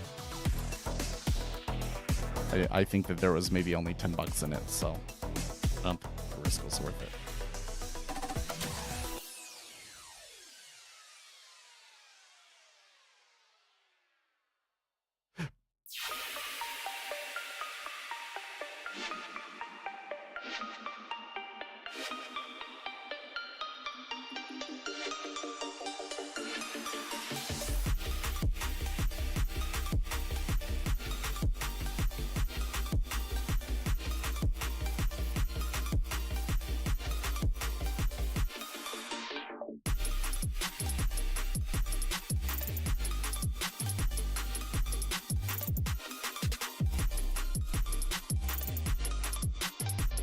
Well, never say that it won't make a difference. So it's definitely the case that like there could be a situation where if you had a time travel machine, you could go and you could look at one world where you took a trade and another world where you didn't, and there would be a difference. There is. And with the way that these chaotic systems work, like, yeah, even one contract could be the difference between, like, how it turns out. But there really shouldn't be a reason to watch my order. There really shouldn't. Even if, like, everybody in the stream was following me. But it does definitely seem to react to me. Like, it wouldn't be any different. Especially that this is especially the case when it's kind of like ranging and there's not actually a large meta order in the market. Is that then it will really F with me. That's why I really shifted over to I only take a trade when like I really know. You want to trade against me? Okay, fine. Okay, fine. I don't think you're gonna like it though because I know where it's going, right?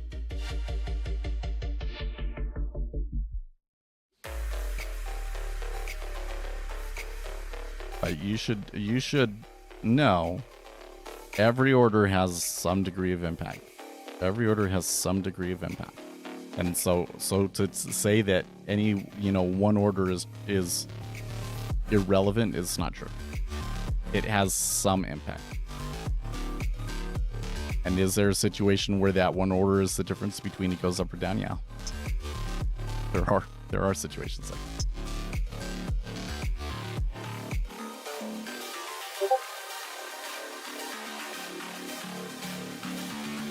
Yeah, it doesn't take any set amount because bids and offers pull all the time.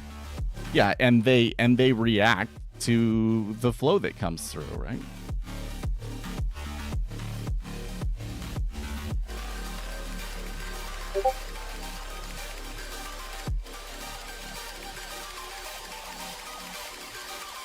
It's kind of funny watching this GameStop thing when you go into the subreddits and you talk about like how much it's moving. So we don't have quite enough information to really make a super accurate prediction. Like when we were doing the calculation earlier today, we were making an assumption that his buying was only this little bit right here of the day, right? So if we had proof that all of his executions happened during this time, then we would be able, then the calculation that we made would be pretty accurate. But you get all of these people that they think they're so confident in like how much the market would be able to absorb and how it would react to his different trades and that sort of a thing, when they don't know a thing about it. It's just kind of funny to me, especially in a market with like GameStop, where the Y value that we're getting is like 2.444. The volatility is insane. It's just and the market can go into this absolutely insane unhinged. You could do anything.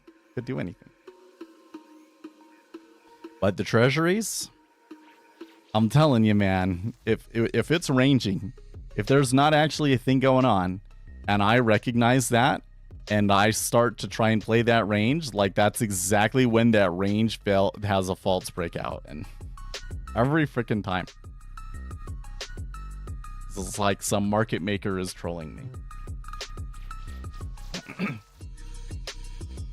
When I know what's going on and I've got a good flow behind me, it's different, right? Because they don't want to mess with that.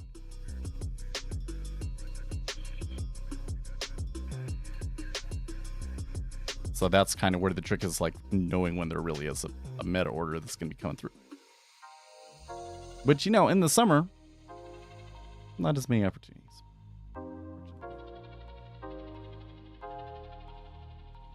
But you got to understand, every order matters.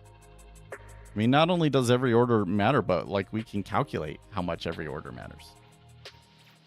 It might seem like a trivial thing, but in a chaotic system, because the market is so inelastic, yeah, one order does matter. Right? Like that's the ultimate thing you got to understand. This is like, if there's one thing you get from this stream, what is it that people believe about the markets that's incorrect, that we are correcting and that we understand better than other people? It is that the market is inelastic.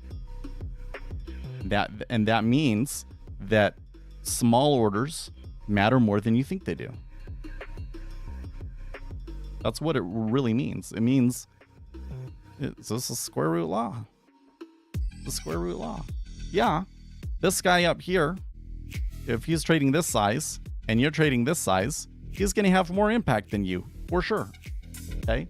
But like the larger that he gets, the less that difference becomes. And there's kind of an upper limit to it. And so, we're down here, we probably don't matter too much. But, especially when you size up, like, yeah, those orders matter. Those orders matter. And they matter enough that, like, market makers will do things to screw you over and stuff. Yeah. Don't look at it as a pattern, though. I think this is a funny thing, is that people say, oh, well, the market makers, they're just doing a liquidity grab to fool you, and then it's going to reverse and yada. Listen, if it was a pattern, it wouldn't work. Right? You'd figure out the pattern, and then it wouldn't be advantageous for the market makers. It's like it becomes random. If there's not actually a real imbalance coming, then it's probably to your advantage to just not take a position. So you can see with this GameStop thing, I think he's like slowly processing this, right? As you start to gain size, all of the sudden you realize that you realize more and more how true this is. Because it's like, oh, it is like directly reacting to me now. Every little thing that I do causes it to move. And when I buy or sell, it moves at a certain amount. So if I buy a ton of it, and then I immediately sell a ton of it, that, yeah, it will go up when I buy, it will go down when I sell, and so I won't actually make any money. So now I kind of have to game out. Like if I got into it and then I've been in it for a while, like at what price can I actually effectively get out at? What price do I have to be concerned? If I want to like get out at break even, I actually have to start getting out a little bit before break even. And what actually is that amount, right? Like, maybe I'm projecting because I can't read his mind or anything, but I kind of see evidence in the moves that he's making and stuff.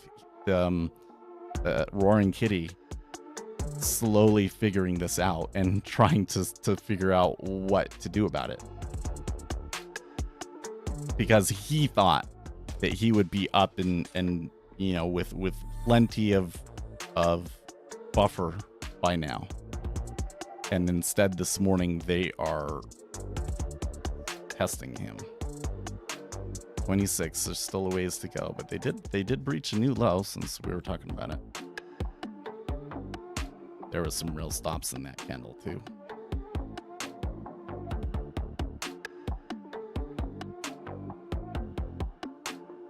Well, yeah, so what does matters? The whole thing is when you say like that your order matters, right? Every order has an impact. Every order has an impact. Every order. So they all matter. They all matter. Your order isn't going to make it move 16 ticks. But do they all matter? Yes. And are there situations where,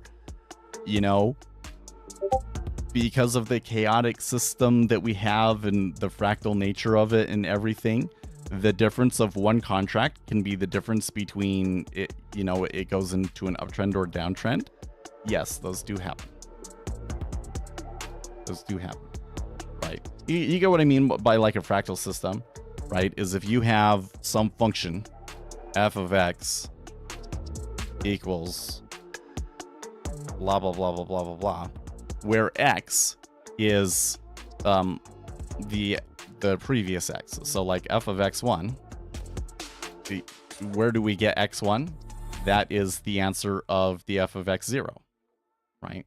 So in fractal systems, what we find is like if you start with a 5, right? And you go and you do it and it draws this picture. And then you change it a little bit. You say it's going to be 5.0001. That's a super tiny little amount, right? But then you get a completely different picture. That's fractals, right?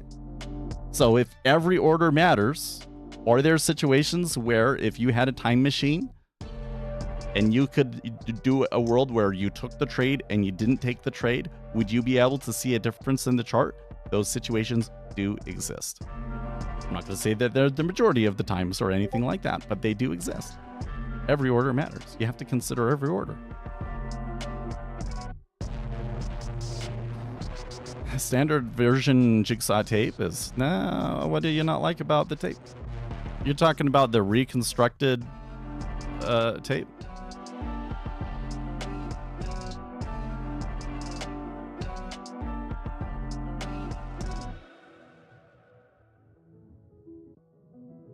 Well, mini NQ, there's 800 on the buy side. I think that they're trading a lot less than that per price, though, aren't they? Pull that one up. That would be the first thing that you would want to look at.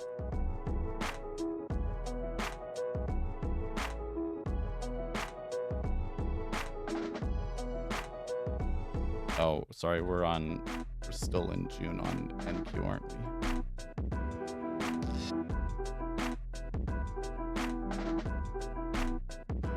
we? No, are you kidding me, dude? Are you kidding me? Oh, MNQ. So maybe a different sort of a thing. But it looks to me like if you traded 100 NQ contracts, you could move things a couple of points. You could move things possibly as much as 2 points. Jeez.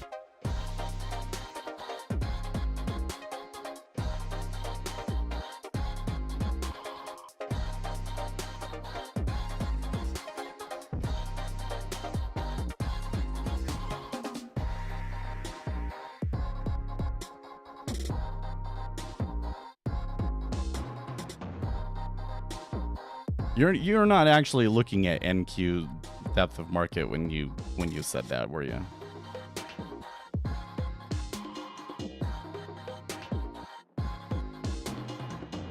And I apologize because I keep thinking AO is somebody else, but I think you're relatively new, huh?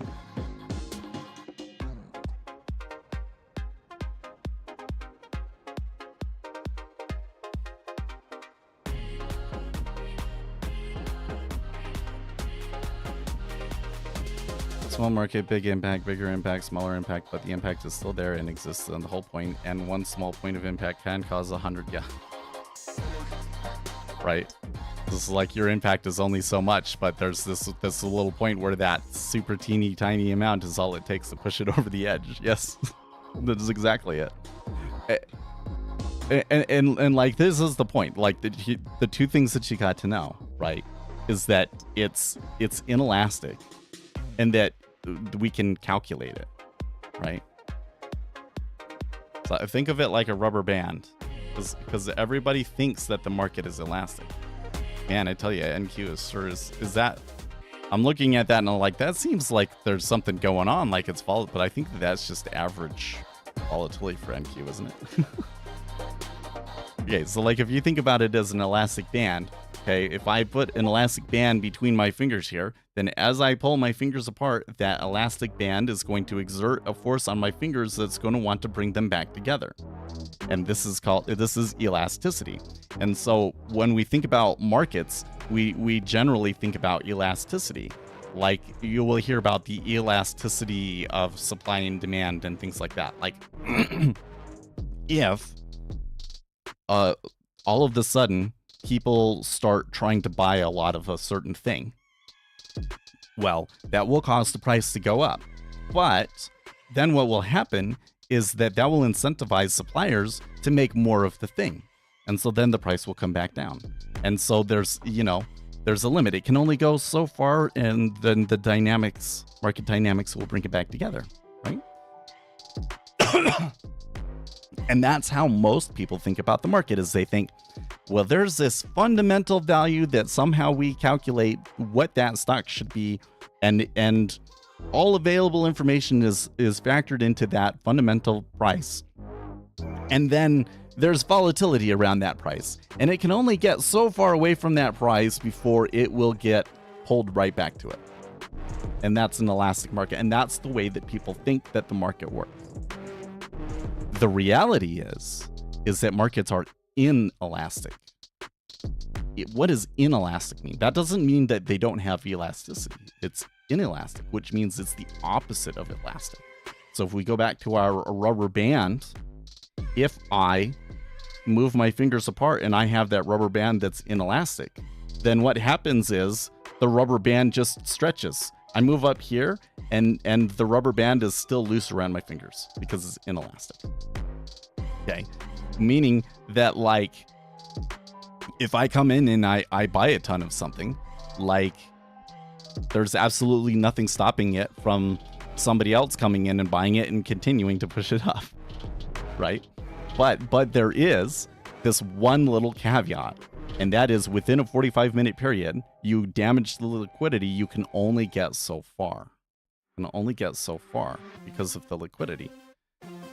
And so it's kind of like this speed limit, right? It's this speed limit that essentially prevents the large orders from completely dominating everything. And so that's why we've tracked the flows the way that we do. Is I'm looking at, let's come back to this chart of GameStop, right? Because I think that this is just such a great opportunity. There was this sell right here, right?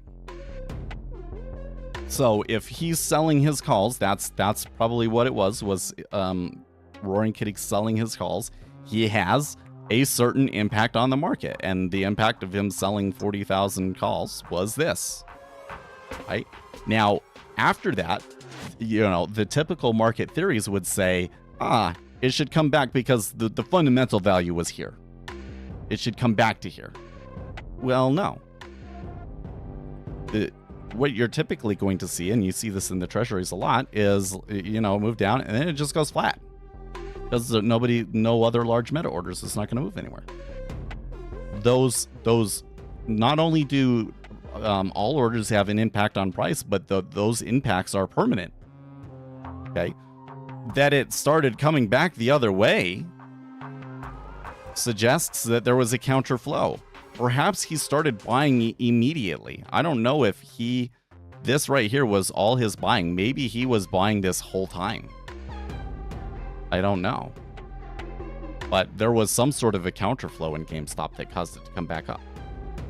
Right? That's how we're able to interpret it differently, because we understand that the market is inelastic and all of these sorts of things.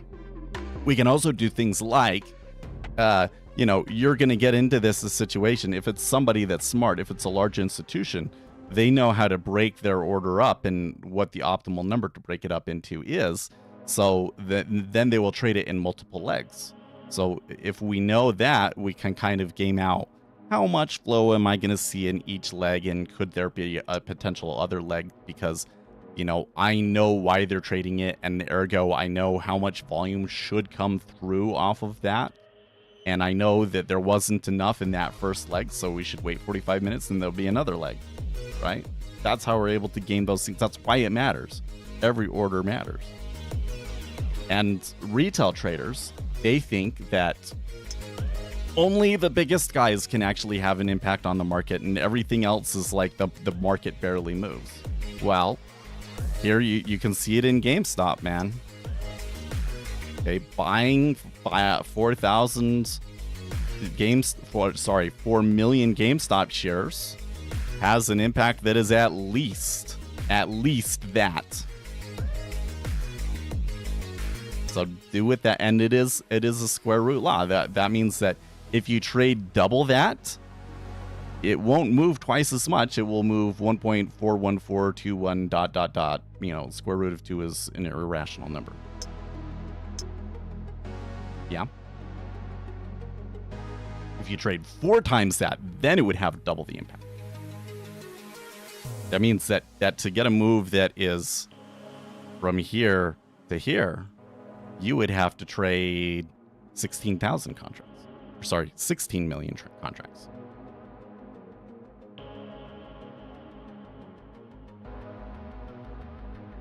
Well, with all that said, the treasuries are at the lower end of the range here again.